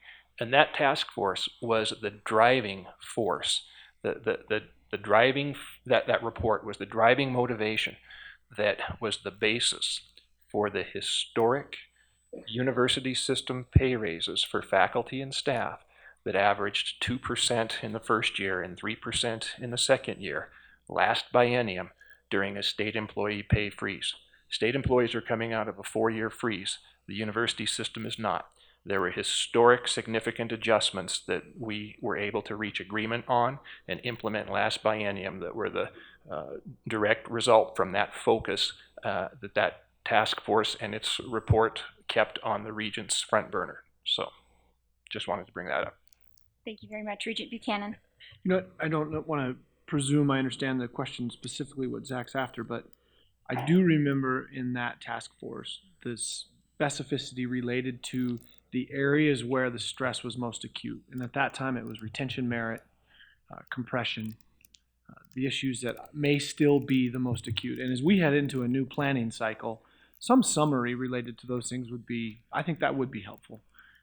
We've talked a lot about ways to try to free up money with our own budget by reallocating some unrestricted funds. We've never done it. We've died on a 6-2 vote, 5-2 vote, but there was interest from other members on the board to look into that. And these are tools that I think it is incumbent that the board uses, but to what end? And I think that's what Student Regent Regal is asking is, what are the specific areas that if we were able to find some funding or think about the way that we move resources around in a different way, where are the areas that's most acute? And I think our friend from MSU Bozeman, who just so articulately expressed his passion for his job and I think painted a very compelling picture about a tier of employees that may not be benefiting as much when we do across the board percentage raises. If that anecdotal statement can be proven that it's one of our more acute issues through a little bit more intense introspection into these issues in time to be inserted into the planning process, I think that would behoove the system. I think it would be very good for us to say, I agree with Regent McLean that on a comparative basis, we've got issues. If you're going to compare us to other university systems, I'm not so convinced that on a comparative basis to other state or other employees in the state of Montana that it's such a compelling driver. That story's compelling to me right there that we just heard from public comment. If we can quantify that with data that says this is an area where our risks are the greatest, that we're going to lose the services that we need to continue to operate, much like we did in 07, which was retention. We were losing some of our highest quality professors, and we needed to come up with an answer. Ultimately, 2% of our budget was freed up of the payroll budget was to address those issues. That was very intentional, very driven towards metrics that the board had identified through that task force and said, let's do that. So I support what Student Regent Regal is saying. The planning process is right around the corner for the next budget cycle. And that 4-2 vote failed because it was kind of a last minute thing. We have the ability to move around money within our own budget. And if we can identify with specificity the areas where the stress is the greatest, I think it's incumbent upon us to consider finding tools to do that. So I kind of support the direction that you're going, and I would look forward to finding out through data exactly those stress points. Where do we need to have the most attention given? Thank you. Absolutely, and upon recognition of that data, once again, it would go back most often to local campuses addressing it, and where collective bargaining agreements exist, collective bargaining issues would still have to play out. Those conversations would still have to play out. Regent Rogala. All right, same question. I'm going to try a little bit more eloquent this time. So this is directed at Associate Commissioner McRae. And so, Associate Commissioner McRae, all of us know that at the end of the day, Montana is either 49th or 50th poorest state for average income for like the last 20 or 30 years. That creates a difficulty in getting the services accomplished that we want in the university system. So my question is, do you think we're at a unique situation now where a more exhaustive look at how we can find efficiencies and how we allocate resources throughout our university system, similar to the time in 2007? Do you think we're at a point to look more exhaustively into those efficiencies, or do you think, because of your comments earlier, that we're doing a lot of due diligence and we have a lot of great momentum already, that that sort of exhaustive report would not be needed? Madam Chair, Regent Rogala, in my view, the nature of the focus and effort that Regent Robinson has described is on the right track, because as long as a system we stay committed to having productive, meaningful dialogue with faculty, staff, and all employee groups and campus leadership, to see if we have common, if not consensus, at least common interest on where the most critical compensation or HR related needs are, and stay focused on doing whatever we can, the most we can, to address them. I think that's the right focus, because lots of times if you, like we did in 2007, pull together a task force, it's necessary sometimes. It's necessary to recalibrate your focus, and is attributable to some of the success that I just described in my exception to whether the 2007 report sat on the shelf. But the other thing is, it also is not a panacea. It builds expectations for exactly the reasons then that you've just heard, that if money doesn't fall out of the sky, people say, well, what happened to that task force report? Nothing happened to it. So I think our recommended approach should be to continue our public advocacy efforts, as we did in this last session, to advocate for the strongest funding in a state employee pay plan, advocate for the strongest funding in a general fund House Bill 2 appropriation, which then preserves the regents' right every 2 years, or as often as the regents choose, to revisit the tuition equation. And once all those pieces come together, we then need to sit down with, partner with our various employee groups, including the collective bargaining process, and see if we can then try to direct those resources in the most effective means possible. So then, I guess from confidence in that, in those comments, God, I don't even know your title. Is it Associate Commissioner? That's correct. Associate Commissioner McRae. I appreciate the confidence in those statements, or then just as a public comment to staff and faculty out there, that diligence is being exhaustively considered in the issue. And there's a great article actually in the Journal of College and University Law that looks at the history of collective bargaining in the university system. And there's a quote that concludes it. And it says, since the enactment of the bargaining law in 1973, which was, I think, a year after the enactment of our Constitution, no campus has ever faced a total shutdown as a result of any sort of labor disagreement. So I just want to say that in Montana, we have a very great relationships between universities, faculty, staff, legislators, citizens, students, and that behooves us. And but it just needs to be said that we're always continually working. And so withdraw my question. Absolutely. A great dialogue, and your remarks there, it most definitely behooves us. In fact, we stood together at the legislature in advocating for the state employee pay plan, House Bill 13. Yes, at the end of the day, we would have all liked to have seen it be more, but we are very appreciative for what we got, because several years ago, we did not have a pay plan with which to work. So it definitely behooves us to have those good partners with us advocating for our faculty and staff as we go to our lawmakers up in Helena. With that now, one more. Yes. Chair McLean, I just want to say as a newer regent that I am certainly committed to continuing to make take a comprehensive look at how we retain and attract quality for all, honoring honoring all facets of the mix of how we serve our students and that leadership. And certainly commend you for your comments in taking a close look, Regent Regala, especially to make sure, especially as we are new in this process, in ensuring that this is an exhaustive process, but also that as we move forward that we are proactive so that we are not behind the ball in having to respond to perhaps a crisis or a situation where we have not been perhaps understanding of what the situations are and what the needs are and what the concerns are. So I just want to state my personal commitment to this board and moving forward so that we are continuing to be aware of what those needs are and honoring how we have and how we retain and attract and honor everyone who's part of the process. But at the same time, I want to underscore the fact that this is truly a rebuilding process where we are in so many of these schools. We have to move forward. We have to move forward as a team, per se, so that we can get some of these projects done so we can move forward. And I don't want to see that process upset. This is an exciting time for all of our institutions, and I want to see that move forward. Thank you.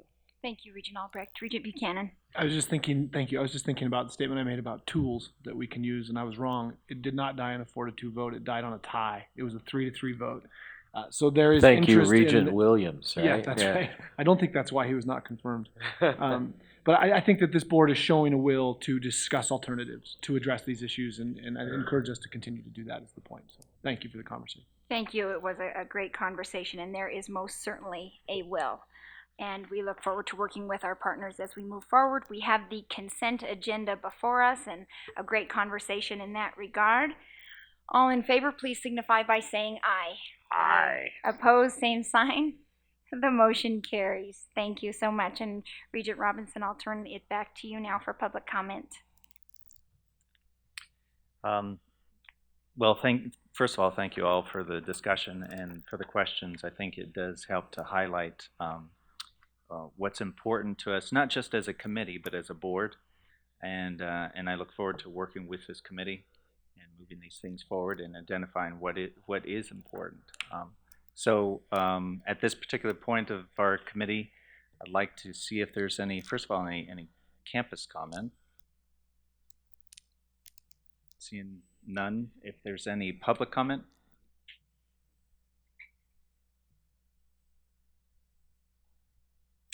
Seeing none, I guess we will close our committee and turn it back to you, Madam Chair. Thank you, Regent Robinson. And what I'd like to do before we move into the two-year education committee, chaired by Regent Krauss, is let's take a break until 10 to 11. And if everyone would please be mindful of the time, we can get back and get started. Look forward to seeing you in 10 minutes.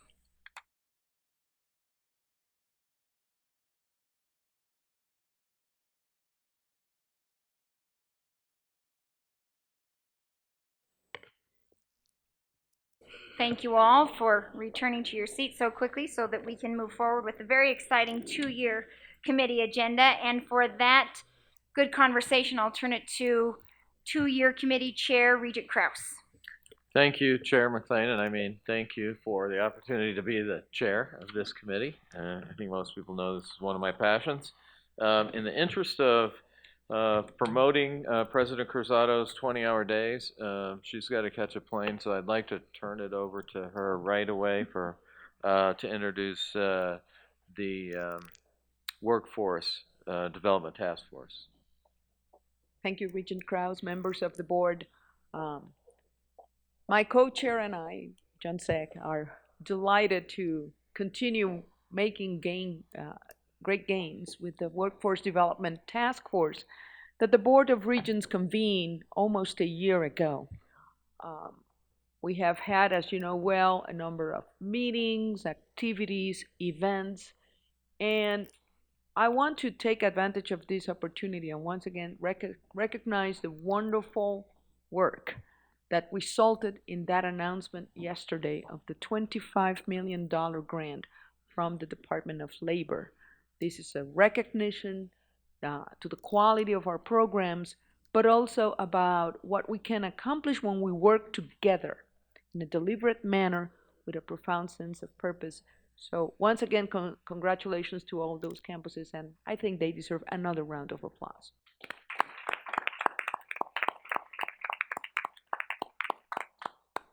I also need to say that the Economic Summit has provoked some profound conversations and reflections about where are we going, a renewed sense of optimism in the state that we are doing many things right, the profound responsibility that we have in the Montana University system.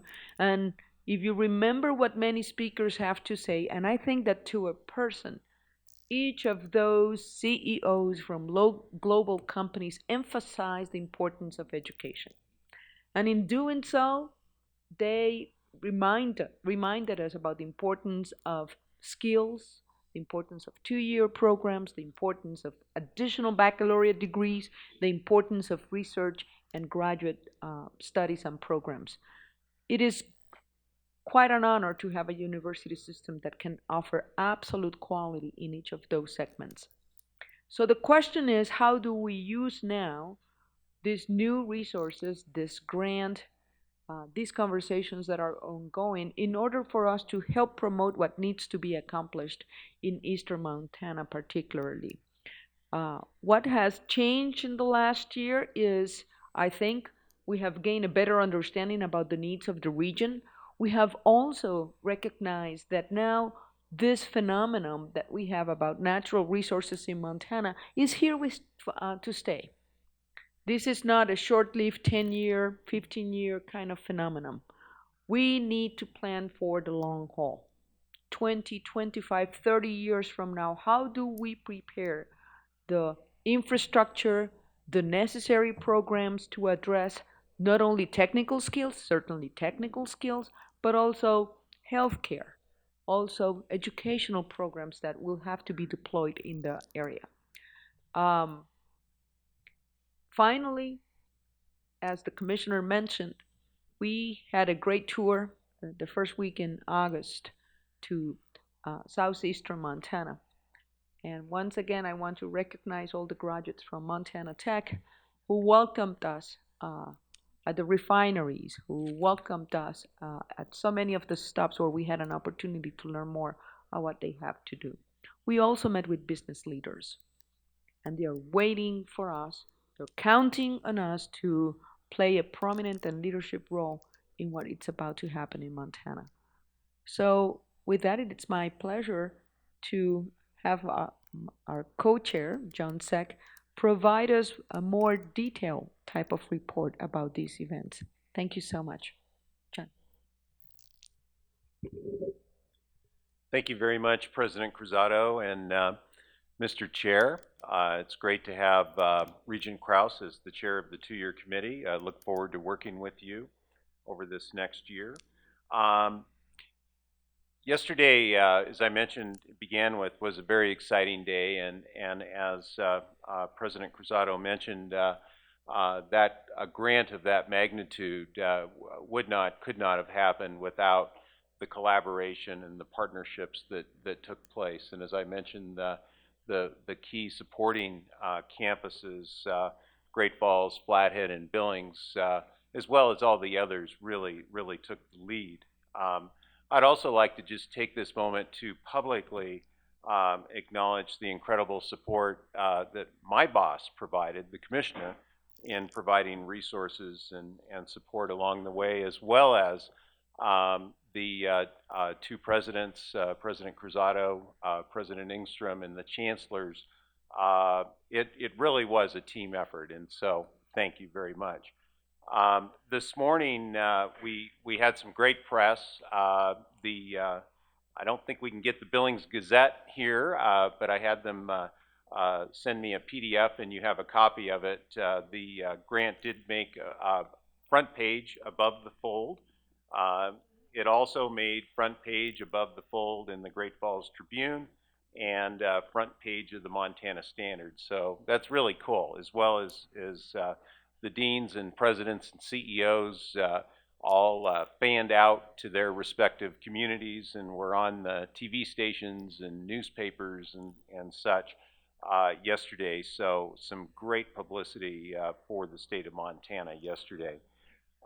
As Dr. Cruzado mentioned, the statewide Workforce Development Task Force had a meeting at the following the Economic Summit on Tuesday, and it was a great meeting. We spent probably the first 60% of the meeting just digesting what we learned, what we heard over the course of Monday and Tuesday at the summit.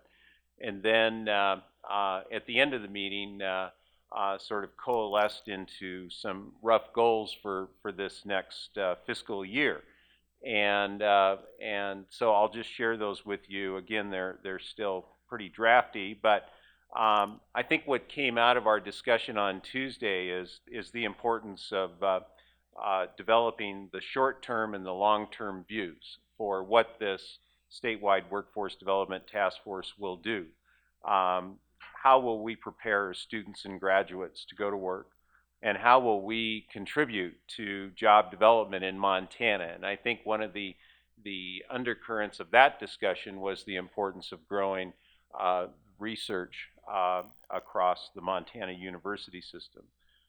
We also talked about how can we do a better job in telling our story.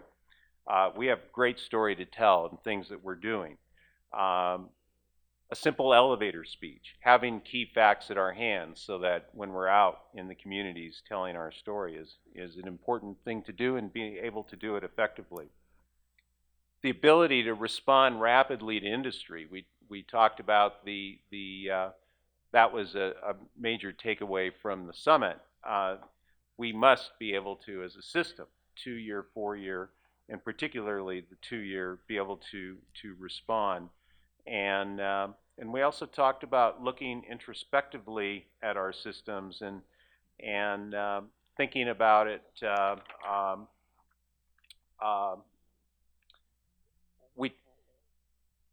I think President Cruzado on Tuesday afternoon said, when the people attending an event like the Economic Summit look at us, they don't see individual institutions.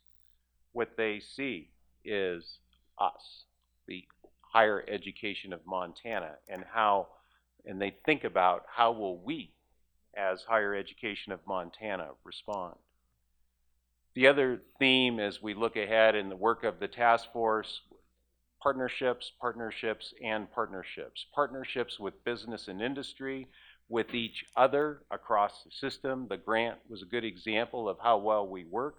Partnerships with our secondary partners, the Office of Public Instruction, K-12 schools, and with state workforce systems.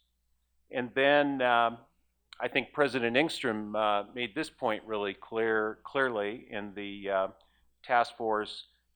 He said, we have a gift. We have a gift of networks and national and international contacts, as was evidenced by the summit. Let's make use of them.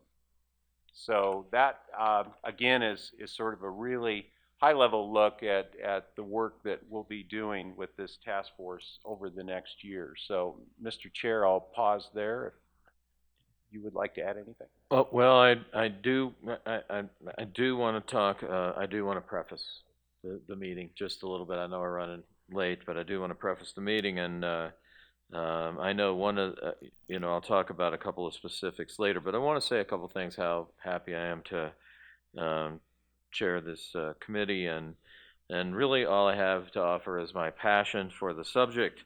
I look at the creativity and sensitivity that Major Robinson applies to his staff and compensation, and I feel a little humbled by that. I also think quite a bit about the people that have gone before me that have paved the way for this 2-year committee and the success. And by that I'm talking about people like Sheila Stearns, the former Commissioner of Higher Education, and the Deputy Commissioner, Mary Moe. I used to run into her all the time, hammering away at this subject. Former Governor Brian Schweitzer, two-year. He, you know, elevated that to one of his major goals, thinking about that. And then, of course, you know, people like Steve Barrett and Todd Buchanan and Clay Christian and the other people that went before us on the regents that really have kind of paved the way for this, that went out and, you know, got the pathways, Big Sky Pathways and Lumina and other resources that have set us on a path. And, you know, I think our job, the members of the committee, and if you'll raise your hand, the members of this committee, please. I think it's Chair McLean and Regent Regala. But I think that we and the rest of the regents, we have some pretty clear guidelines. We're on a track, and Lumina and other groups have really helped us determine some of this, and then we have other people, but we're also kind of jargon intensive. I would say that too. The new regents, and you know, so I look at the stuff we're doing. We recognized several years ago, long before I got on this board, or even set the goal, that in order to get to the President of the United States or the governor or the region's 60% goal, it was going to have to be 2 year and 1 year and curricula and even shorter than that. It was going to have to be developmental ed by growing the pool of people that can take advantage of that, workforce development, dual credit, associate to bachelor tuning, and then above all, I think marketing all of that to the high school students. So I'm going to say marketing many times in the next year. And you know, if we're out there beating the bushes for those for you know, to increase President Angstrom's enrollment, we owe it to the 2 years to do that too. I think about something like Greg Gianforte's announcement at the summit, where he was going to try to get 1,000 students loving computer science, 1,000 high school students loving computer science. Okay. What are we ready for those 1,000 students to come in and get an Associates of Applied Science in programming? I don't think we are. But when I look at, you know, the workforce development, I don't think about just oil and gas and extractive industries and mechanics and welders and diesel mechanics and all of those things. I think about those 1,000 students coming to us and saying, all right, I'm fired up. Are we ready to go? And so we have a huge opportunity there, some other outgrowths of that as well. I do want to say that I appreciated the coal, oil, and gas energy tour. It was amazing. You know, a lot of the buildings that get built on these campuses with state funds eventually come out of that coal trust money, and that's what's building campus. And one of the solutions to the box we find ourselves in regarding staff compensation is, you know, in the end, additional taxes paid by those industries. So I recognize their contribution to the university system. Having said all that, I just want to recognize how lucky I am to have Dr. Seck as the in charge of this, you know, helping me figure out what it is, the practical side of what it is we're trying to do, and also providing so much leadership in where we're going. And so I'm going to actually turn it back over to him to run the meeting for us, unless I've got some comment from the regents. Yes. Just a quick one, and I think it's worth some institutional memory on this related to you're commenting on a lot of efforts beforehand.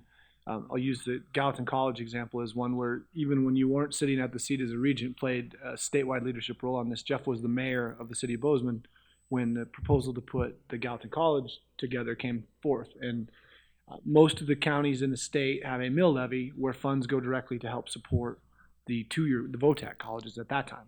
Bozeman did not have that. And a couple of us said, you know, if we're going to provide these services, we need the community to ante up, and didn't have any idea how Waded was going to go about getting it. She marched right into city council, asked Mayor Krauss for funding that was equivalent to that mill levy, and by God, if that city council didn't line item money right to Gallatin College. So you're passing credit around, a lot of credit for the way that we have broadened the resource base. It sounds like you got an effort locally there going on again to continue to kind of cement that into the budgeting process for the community of Gallatin County. And I think that's the type of work in an environment where our resources are so limited. The way that worked is we said you can expand it, but you can't use any general fund money for it. You got to find specific funds for it. And I think that was an incredible representation of the type of partnership that's going to continue to make this a placeholder as far as priorities in the university system. So thank you, Jeff, for your work on it. Well, you're entirely welcome. I remember that meeting with Steve Barrett and President Cruzado quite well. Breakfast. So I'm gonna, I haven't been the county treasurer. I knew that every single county in the state of Montana that has a VOTEC, quote, we called them then, or a College of Technology, contributed 1.5 mils. And so in front of the voters of Gallatin County this year, there is a mill levy in this November election to add about $4.15 worth of taxes a year to a $200,000 value house.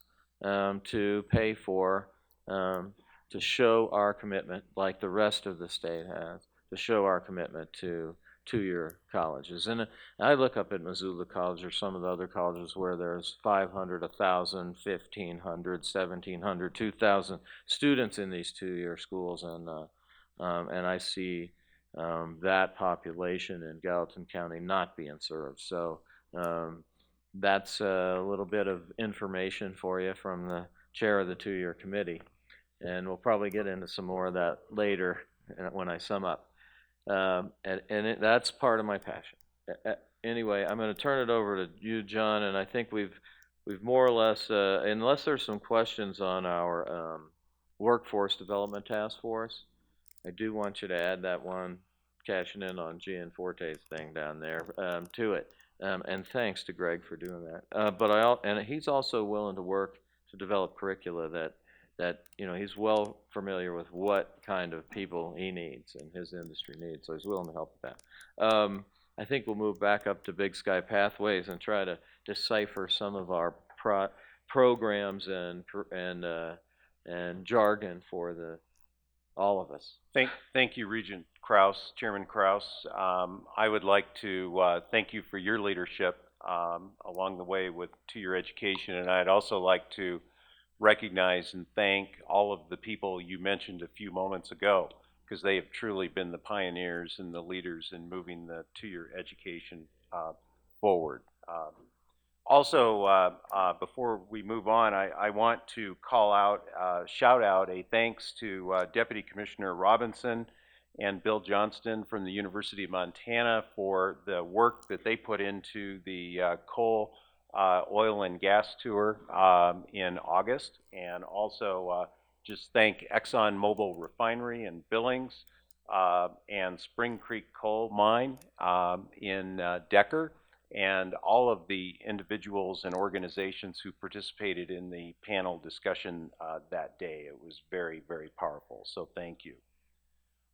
It's my pleasure now to take us forward to our partnership with the Office of Public Instruction, which we've heard from Superintendent Juneau yesterday is very, very important. And as you know, we administer about a little over $5 million a year from the Department of Education in a grant that's called Carl Perkins. And that grant is distributed between secondary schools in Montana and the post-secondary schools. The Office of the Commissioner of Higher Education serves as the lead office for Carl Perkins, and we work arm in arm with our good friends at the Office of Public Instruction to administer those funds. The group that works together on this, we use acronyms, as you mentioned, Regent Krauss. We call it the SELT. It's the State Executive Leadership Team. And I want to take a moment to also express a shout out to Kirk Miller, the Executive Director of School Administrators of Montana, because he helped us in a very important strategic planning process this fall. And we identified with Kirk's help our core purpose. It's very short, but I just want to read it to you so it's on record. SELT partners collaborate to create the tools and environment and an environment resulting in seamless transitions for students to embrace lifelong learning, achieve their full potential, and be positive contributors to their community and society. And I want you to know that one of the pillars under that core purpose is a couple of pillars. One is our career pathways, educational pathways, which we're working on through Big Sky Pathways, high school to college, and the other one is dual credit. And so I'm very happy to introduce my colleague TJ Iyer, who is the Division Administrator for Career and Technical Education for the Office of Public Instruction and one of our CELT members, and he's here to give you a high-level overview of our goals for this year. TJ. The board, I am very humble representative of a large group of people that have done a lot of work to try to create Big Sky Pathways for our students in Montana.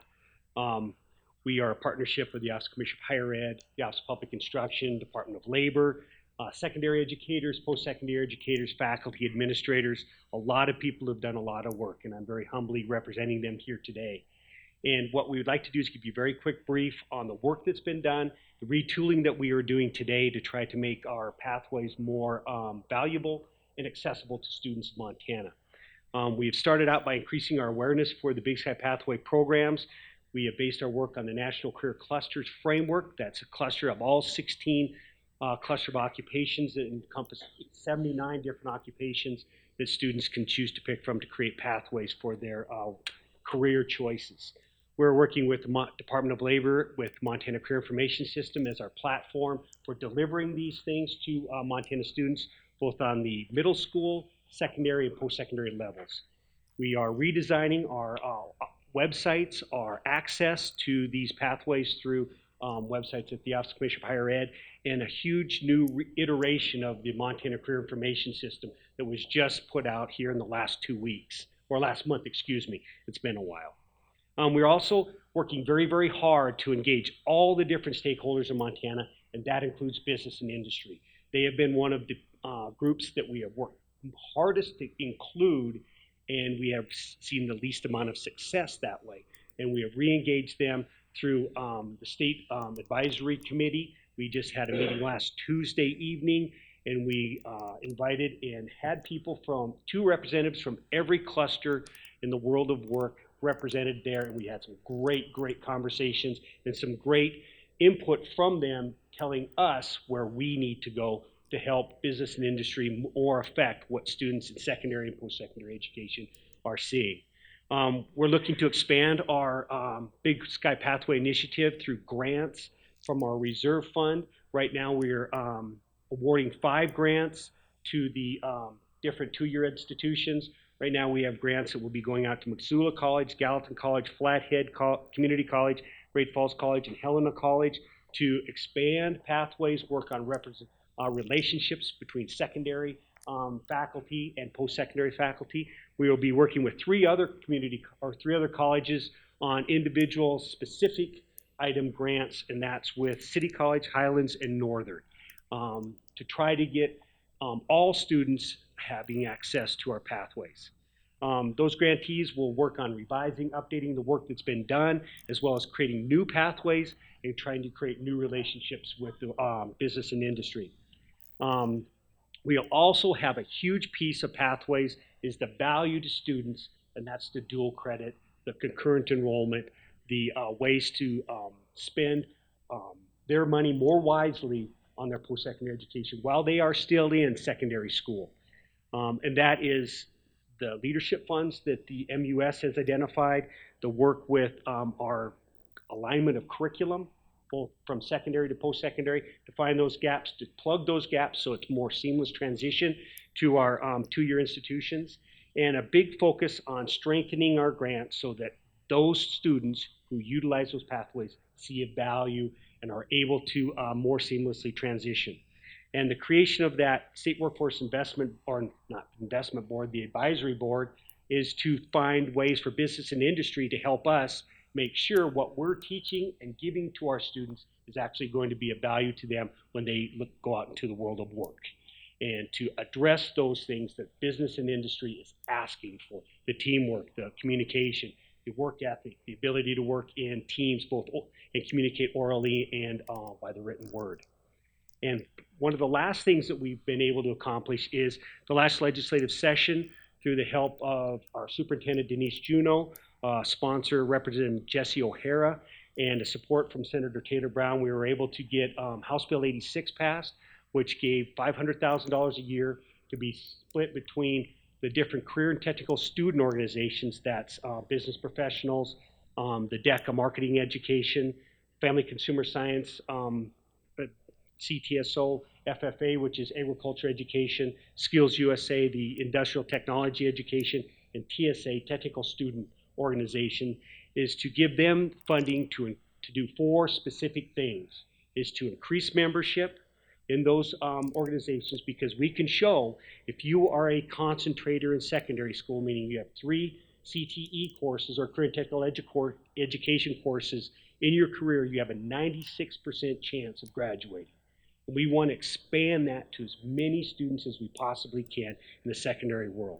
And also growing memberships down to middle schools and up to post-secondary chapters. We want to increase student leadership.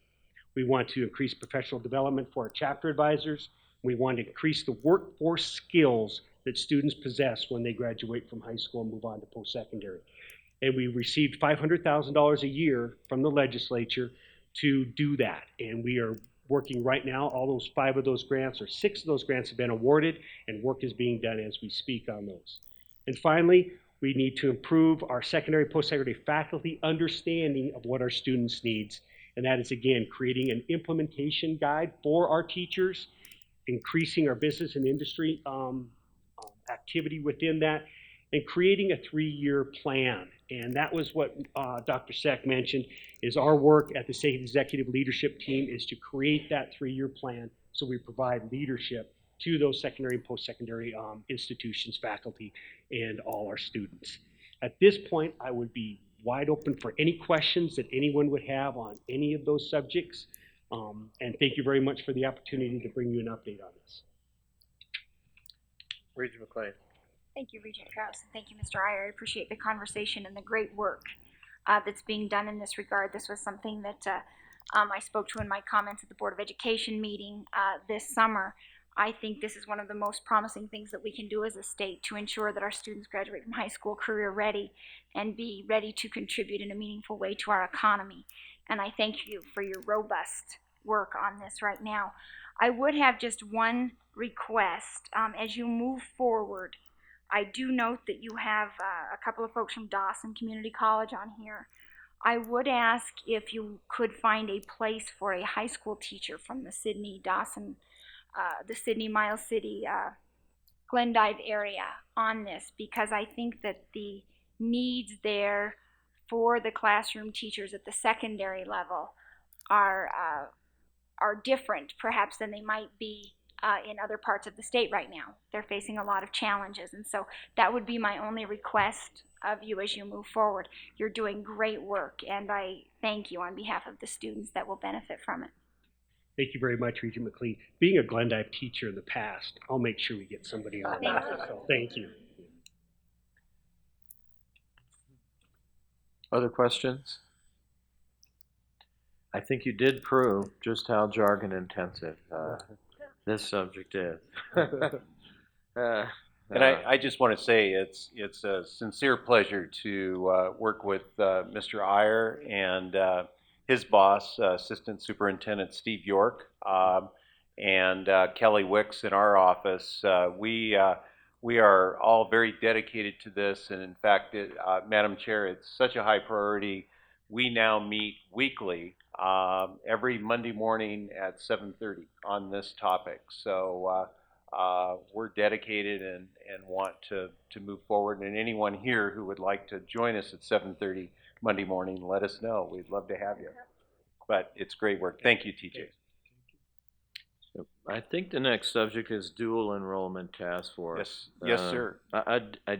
We talked a little bit about this yesterday, and I made this point yesterday, and I know it's, I already had this information, but of course, it is going to be this dual enrollment. It's going to be, in many ways, higher ed that responds to how we can facilitate secondary education getting into the dual enrollment frame of mind. It's going to be higher ed that does that. And I need to emphasize once again, for those areas that have a higher ed, just the way Don Blackadder has done such a great job of integrating that into the area around here.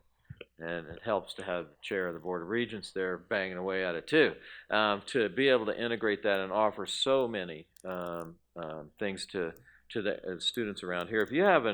If you are a university unit, you should be already out there in the community offering dual enrollment, and you should be growing that, and you should come back to us and say, here's what we did this year. I think that's the first one.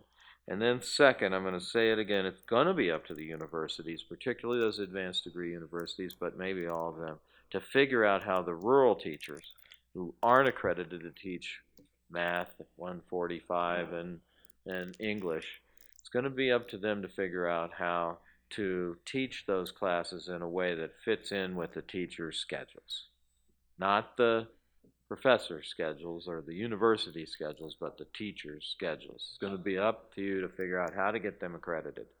And I lay that charge on you now, okay? And I'm sure Dr. Seck will help you, but I'm telling you this, there is a sense of urgency in dual enrollment, in my opinion. The success of Flathead Valley Community College and others getting this done, this area here, shows just how important this is. And so with that, I'll turn it over to Dr. Seck. Thank you, Chairman Krauss. This is a huge priority for me. In fact, in sitting down with the commissioner and looking at my goals for this next year, this is about the top of the list, one of the top goals to move forward. As we heard from Mr. Iyer and the work that we're doing with Perkins, we're also looking at dual enrollment from the perspective of,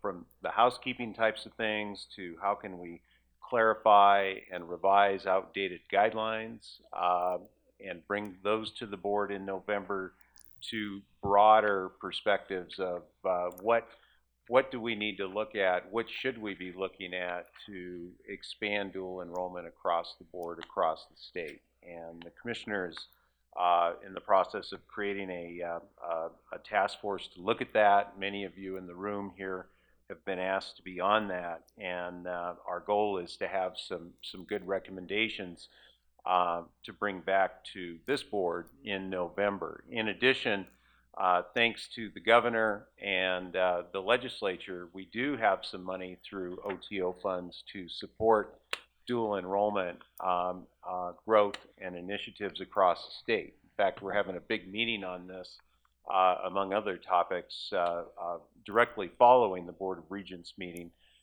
here at Highlands College to really roll up our sleeves and look at how are we going to do this? How are we in 16 months from now going to be able to demonstrate to the governor and the legislature that we've done it, that we've moved the needle on dual enrollment?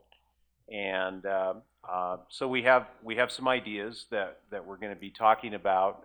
We did go through an RFP process, and while there were some good ideas submitted, we didn't think it would move the needle. In looking at it, we didn't think spending $540,000 on the RFP submitted would give us the results that we need. So we're kind of going back to the drawing board on that. Tyler Trevor has put together an allocation that's based on performance-based dual enrollment allocation that Associate Commissioner Trevor will be presenting to our group today at lunch, and we're going to talk about it. It has definite metrics. It fits in with, I think, a lot of the other work that we're doing with Complete College Montana, and we're kind of excited about it and think that this might be a way to really help the campuses, give them the resources they need to help move the needle on this. So, Madam Chair and Chairman Krauss will definitely have much more to report on this in November. So that might be a good place to pause on that topic. Dual enrollment questions? We also have to pay those teachers when they get accredited. Yes, Regent McLean.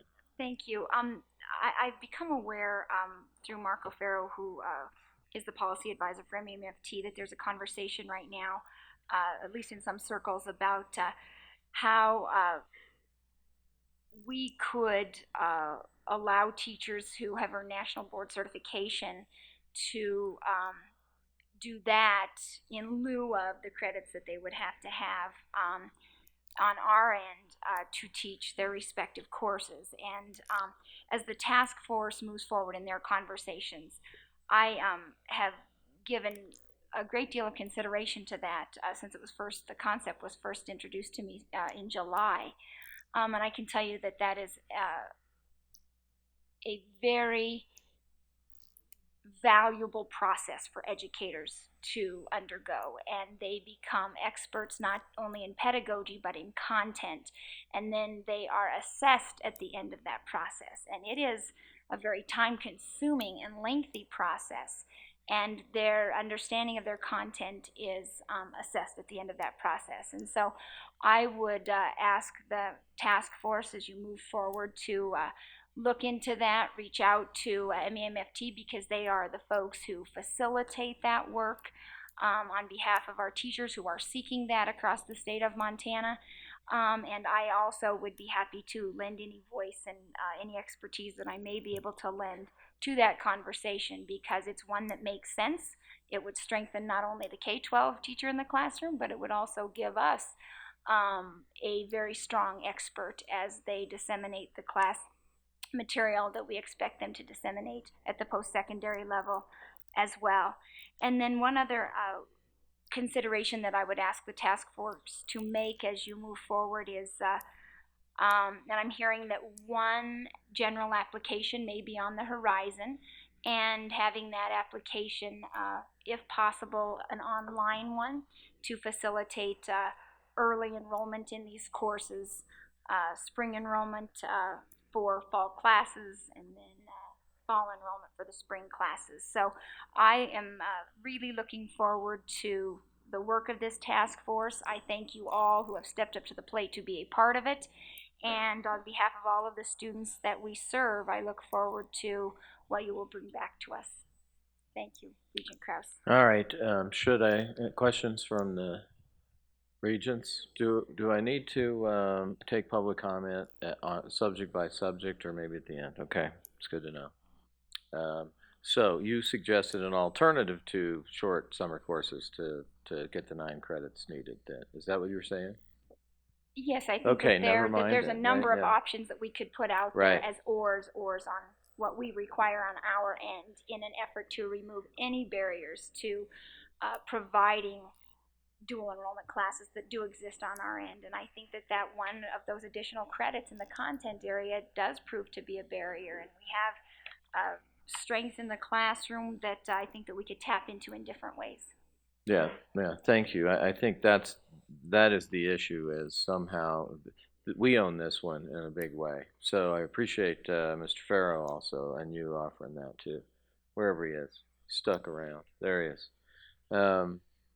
So we will move on to the next large mouthful, Developmental Education Council next steps. But, actually, if you have I any think questions. the tuning is the next. Tuning is the next 2-year. I was trying to get through it. 2-year to 4-year tuning initiative. Chairman Krauss, I'll make this very, very quick because it's a work in process, and we'll have much more to report in November. But thanks to the Lumina Foundation, we do have some funds to focus on this initiative, and this is a really important initiative, I think. Can you just say what it is? I will. It's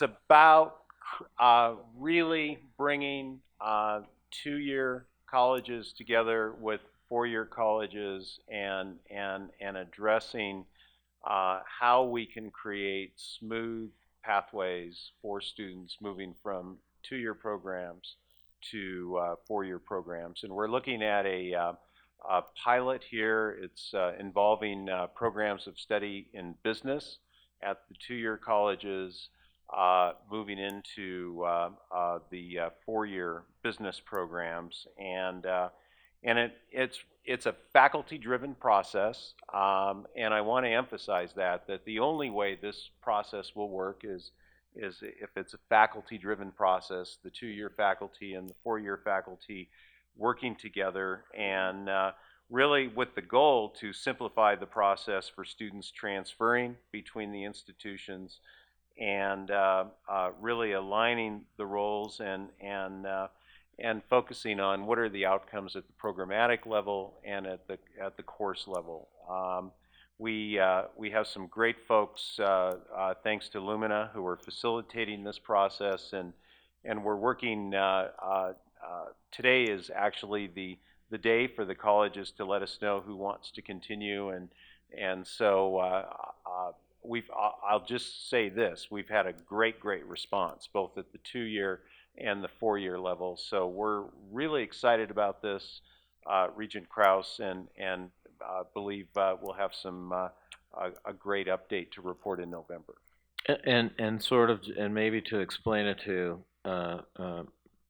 perhaps in layman terms, so this is the next step after Common Course numbering. This is common curricula agreements. And I'll just say we're not necessarily trying to create, and we're not creating cookie cutter curricula at all. Okay. We're respecting the distinctiveness of the curricula, but we're looking at alignment and Okay, how to. when you say you're looking at alignment, I'd like to boil it down to, when you're looking at alignment, you mean you're looking at that for a student to be able to take courses anywhere and apply them to a different degree? Is that kind of right? it? Or? What courses? It's not that dissimilar in a way from the work that we're doing in creating pathways from the high school to the college. This is really creating a solid pathway for students who earn a program of study in business at a two-year college and want to go into a bachelor's degree in business. Okay, that, for example. Right, okay, got it. Any questions on that one? All right, we will move on then to Developmental Education Council next steps. And yes, I'm very pleased to welcome to the podium Sharon O'Hare, who is Assistant Vice President for Academic Affairs at the University of Montana, Missoula, and was Vice Chair of our Developmental Education Reform Task Force this past year. She did such a good job at that the Commissioner has reappointed her to this Developmental Education Council and has made her Vice Chair of that as well. So she's here to provide a brief overview of what the recommendations were last May, because we have two new regents, and then talk a bit about the goals of the council this year. Thank you, Deputy Commissioner Sack, and I assure you I serve with pleasure on this newly formed Developmental Education Task Council. What I'd like to do, particularly for the benefit of those regents who were not here at the time we presented our recommendations last year, is to do an extremely brief overview of what we presented in May, and then to move forward to give you a quick update on where we are now. So again, I will use my invisible remote control. Amy and I are in sync. Almost. Whoops. We only get that one slide? That's all I get? Yes, that was the idea, but in lieu of having a slide, I actually did bring a backup set of recommendations, so let me just move through that. Okay. First of all, we were asked to come up with a definition of college ready, and when all is said and done, and you can look at all kinds of things like, Common Core standards, you can look at competencies, but the bottom line about defining a college-ready student is that they are those students who have the academic and personal and behavioral skills to complete a college course successfully without the need for developmental education. So that's our working definition, and it's an outcomes-based definition. Our first recommendation was that we recognize the need for the Montana University system to partner with the Office of Public Instruction to create a college readiness communication platform. What we knew at the time through our research and what was already known was that there was, in some cases, a disconnect between what students and high school counselors and parents expected about college readiness and what we were communicating to them. So we thought the perfect way to go about achieving a better communication was to partner with OPI. The second recommendation was to create a common system-wide placement system that would use multiple measures. So instead of there being one single placement test result that would determine whether or not a student was ready for a college level math or college level writing or reading course, we've been charged with, in some ways, the very difficult task of working across the system to come up with a common system that used multiple measures. And by multiple measures, we mean perhaps high school GPA or combined with ACT scores, combined with high school ranking or the grade in the math and writing class. We were charged with creating separate development. Our recommendation was to create separate developmental education gateway councils for math and for reading and writing. And recognize the need that all instructors of developmental education should have the same status and be part of an academic affairs unit and program review. The fifth recommendation was to require that students who are enrolled in developmental education courses are tracked and monitored so that we can do an assessment of how we are doing in terms of educating those students who take developmental education, not just their outcomes in that developmental ed course, but the follow-on outcomes and how well do they do in the college level course. And we recommended to the regions that you create a policy that encourages timely developmental education completion. My expertise is in working with students who experience great degree of math avoidance. And I can't tell you the number of times I've had a student in a college level math class who was in an entry level math class who was a senior because they hadn't been required to take that developmental math course. And we see over time an erosion of math skills. That even takes place between the junior year of high school and the first year in college. So we want students to get in, and at the very least, those students who need some form of developmental education to address that in the first and second semester. And we want to make sure that for those who don't, or for those who do not successfully complete that developmental education course, that we intervene. Not that we prohibit them from registering and continuing, but we intervene, reach out to those students and say, what can we do to assist you to make sure that you take care of this very key part of your success in college. And finally, our recommendation was that as the other task force are looking at performance funding, that a portion of resources be allocated to support these developmental education reforms. Now our next steps, the next steps that we were to take was to convene a Montana University System Developmental Education Council. The commissioner has done so. I would like to read the names of the people that are on the council. Some of us are repeaters, and some of us are new, and I think it's a wonderful mix that we have. So, aside from myself, the membership includes Denise Kiefer-Runge, who is the Chief Academic Officer with Helena College, Heidi Pasick, a repeater, Chief Academic Officer, Great Falls College, Montana State University, Ron Larson, Associate Provost at Montana State University, Dennis Parman, another repeater, Deputy Superintendent for the Office of Public Instruction, Matt Redinger, Vice Provost, Montana State University Billings, and Christian Jones, Chief Academic Officer, Flathead Valley Community College. We met, those of us who are here met briefly this morning, and we will be convening as a group in Helena in the not too distant future to come up with with an action plan and timeline for how we're going to move forward with what are a number of very challenging recommendations. And with that, I'm happy to stand for questions. Chairman Krauss. Thank you very much. Very comprehensive. I appreciate that. And I appreciate you signing up for another term, too. Thank you. I have to admit I am quite passionate about this subject, so it was not a hard sell. Good. Questions? Questions? All right. Well, thank you. Thank you. Dr. Sett. And I might add many thanks to President Angstrom for allowing us the services of Sharon for another round. So thank you. Now, didn't we aren't we going to sign off on the bill here in just a little while? Yeah. So I think that concludes, except for the action item, which is to approve this work plan, which we've outlined in front of you. I guess I should take public comment. Is there any public comment regarding the information and the plan we put in front of you today? Any public comment? Any public comment?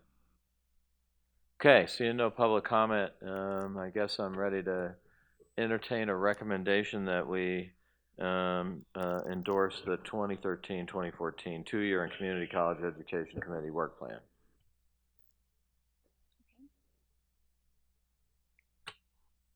No, nobody Mr. wants Chair, to make that I motion? would entertain a motion. Okay. So I can moved. make that motion? Yes. Okay, then I make the motion that we do that. Thank you. Motion has been made. Are there any questions or comments among the board?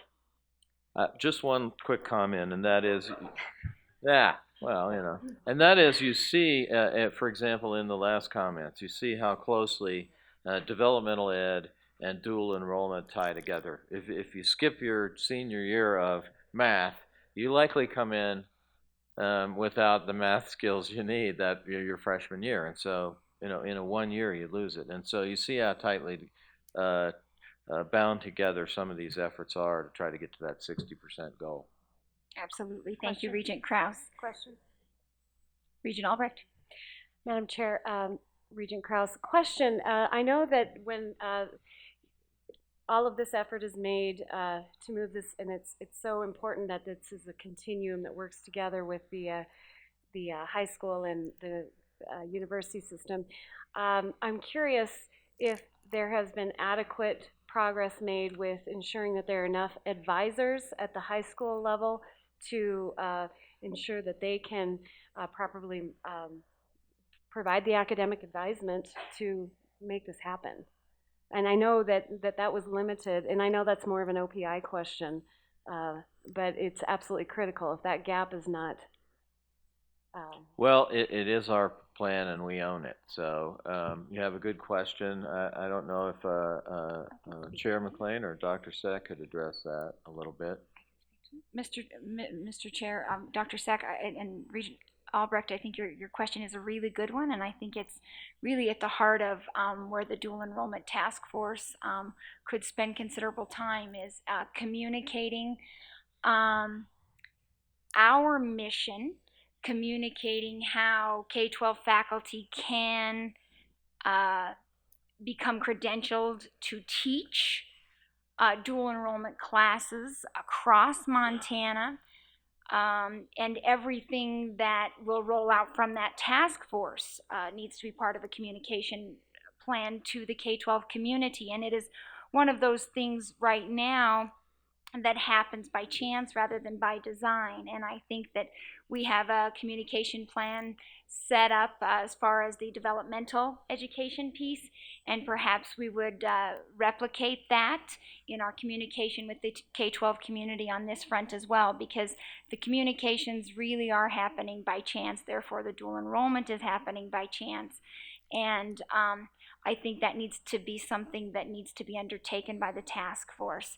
And then perhaps, and I noticed on one of the committees you do have some counselors, it needs to be communicated to the state counselors, the Montana State Association of Counselors, because they are ultimately the ones who do advise the students.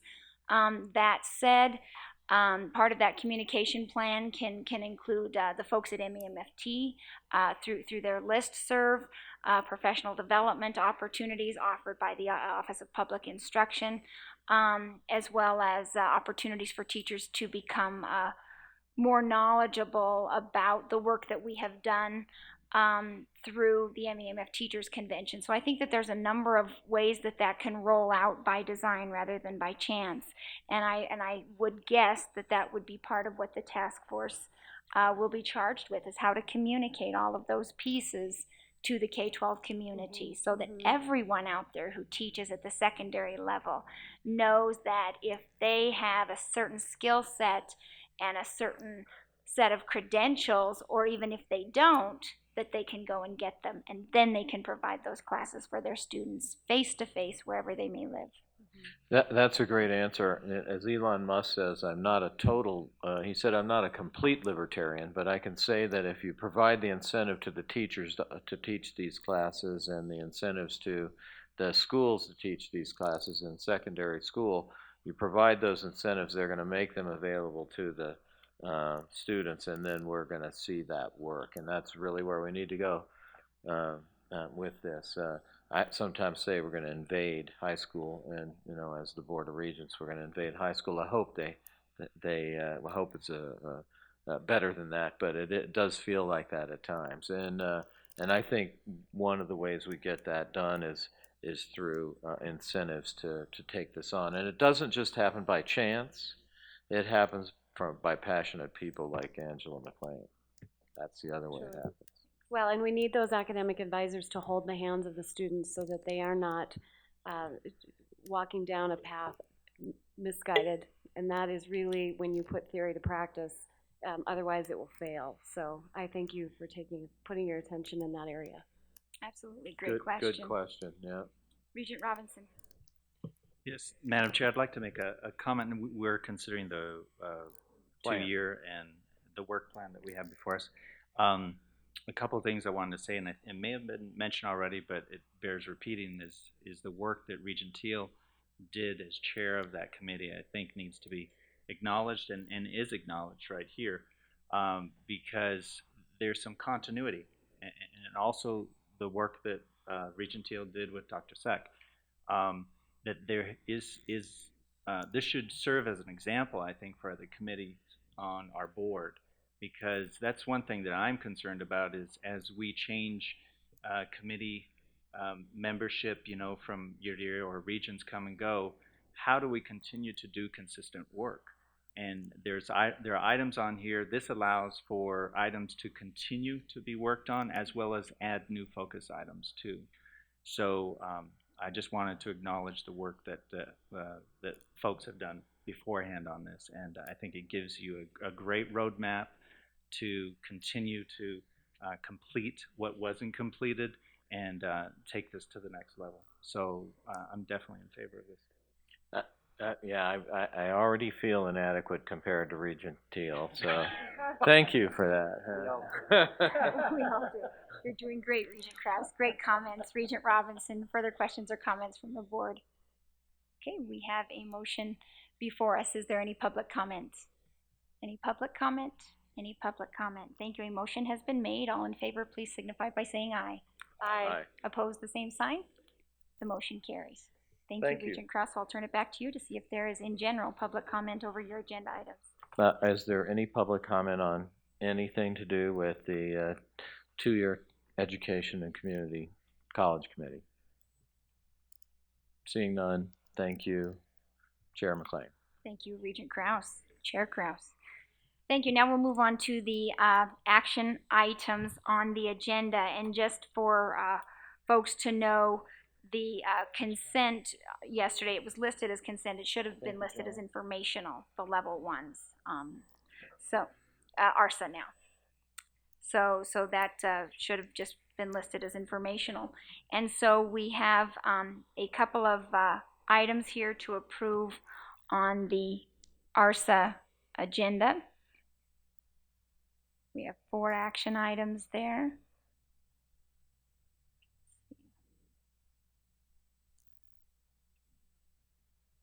Switching.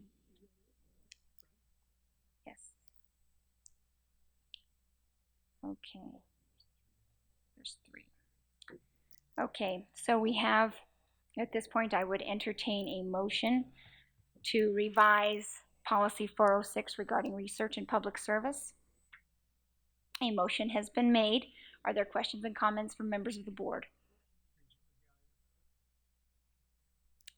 Is there any public comment? Any public comment? Any public comment? Thank you. A motion has been made. All in favor, please signify by saying aye. Aye. Opposed, the same sign. The motion carries. Thank you. The next item is policy 504 regarding student affairs and graduate scholarships. All in favor, please signify by saying aye. Aye. Oh, I'm sorry. I would entertain a motion to So approve moved. that. We're getting hungry, I think. A motion has been made. Are there any questions or comments from members of the board? Any public comment? Any public comment? Any public comment? A motion has been made. Now, all in favor, please signify by saying aye. Aye. Opposed, the same sign. The motion carries. Thank you. And then official approval of the MSU honorary degree. I would entertain a motion. So moved. A motion has been made. Are there any questions or comments from members of the board? Any public comment? Any public comment? Any public comment? A motion has been made. All in favor, please signify by saying aye. Aye. Opposed, the same sign. The motion carries. Thank you. Okay, so now we will switch gears and move into, no, that was the consent. We have the consent. So we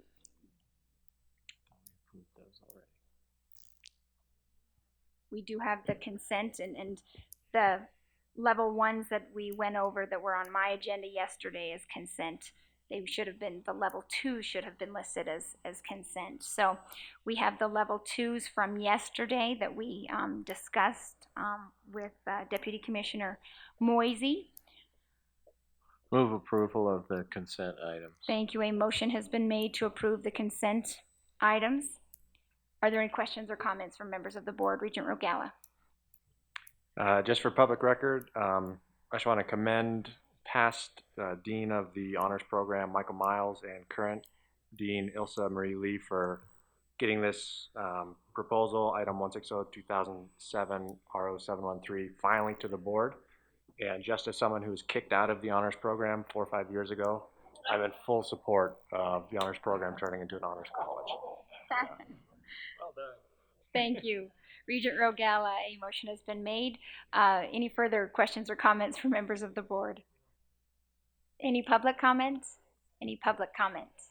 Any public comments? A motion has been made. All in favor, please signify by saying aye. Aye. Opposed, the same sign. The motion carries. Thank you. Now we are on to the budget, action, and consent items.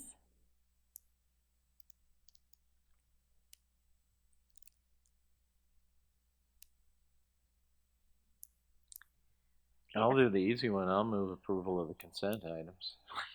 Okay, well let's go in order. We have item A on the action. All right. Well, I tried. We have action item A, the approval of the Montana University System operating budgets. I would entertain a motion. A motion has been made. Are there any questions or comments from members of the board? Regent Rogala. We just need to say hi to Blake Bjornson and Zachary Brown, who are tuning in via live link. Great. Hello, Blake and Zach. Any further questions or comments from members of the board? Is there any public comment? Any public comment? Any public comment? Thank you. A motion has been made to approve the Montana University System operating budgets. All in favor, please signify by saying aye. Aye. Opposed, the same sign? The motion carries. Now, Blake and Zach, the moment you've been waiting for. All of your hard work pays off here. I would entertain a motion to approve the Board of Regents Policy 901.16 Smart Buildings Initiative Fund. A motion has been made. Are there any questions or comments from members of the board? I would just like to thank each of you for your hard work, and Regent Rogala and Regent Teal for your advocacy on behalf of this policy. Any further questions or comments from members of the board? Any public comment? Any public comment? Any public comment? A motion has been made. All in favor, please signify by saying aye. Aye. Aye. Opposed, the same sign. The motion carries. Congratulations and well done. Now, Regent Krauss, I would entertain a motion to approve the consent agenda. Then so moved. Thank you. A motion has been made to approve the budget consent agenda. Are there questions or comments from members of the board? Is there any public comment? Any public comment? Any public comment? A motion has been made to approve the consent agenda items. All in favor, please signify by saying aye. Aye. Opposed, the same sign. The motion carries. So now we are at the point in our agenda where I will entertain any general public comment that there may be. Is there any public comment? Is there any public comment? Any public comment? Let me thank all of you for your efforts this last couple of days as we have waded through a very hefty agenda. I look forward to working with you and each of the regents and the folks here at this table on making sure that we graduate more students and we get closer every day to 60% of Montanans with a credential or a college degree. Thank you so much for your efforts on behalf of the students we serve. This meeting is adjourned.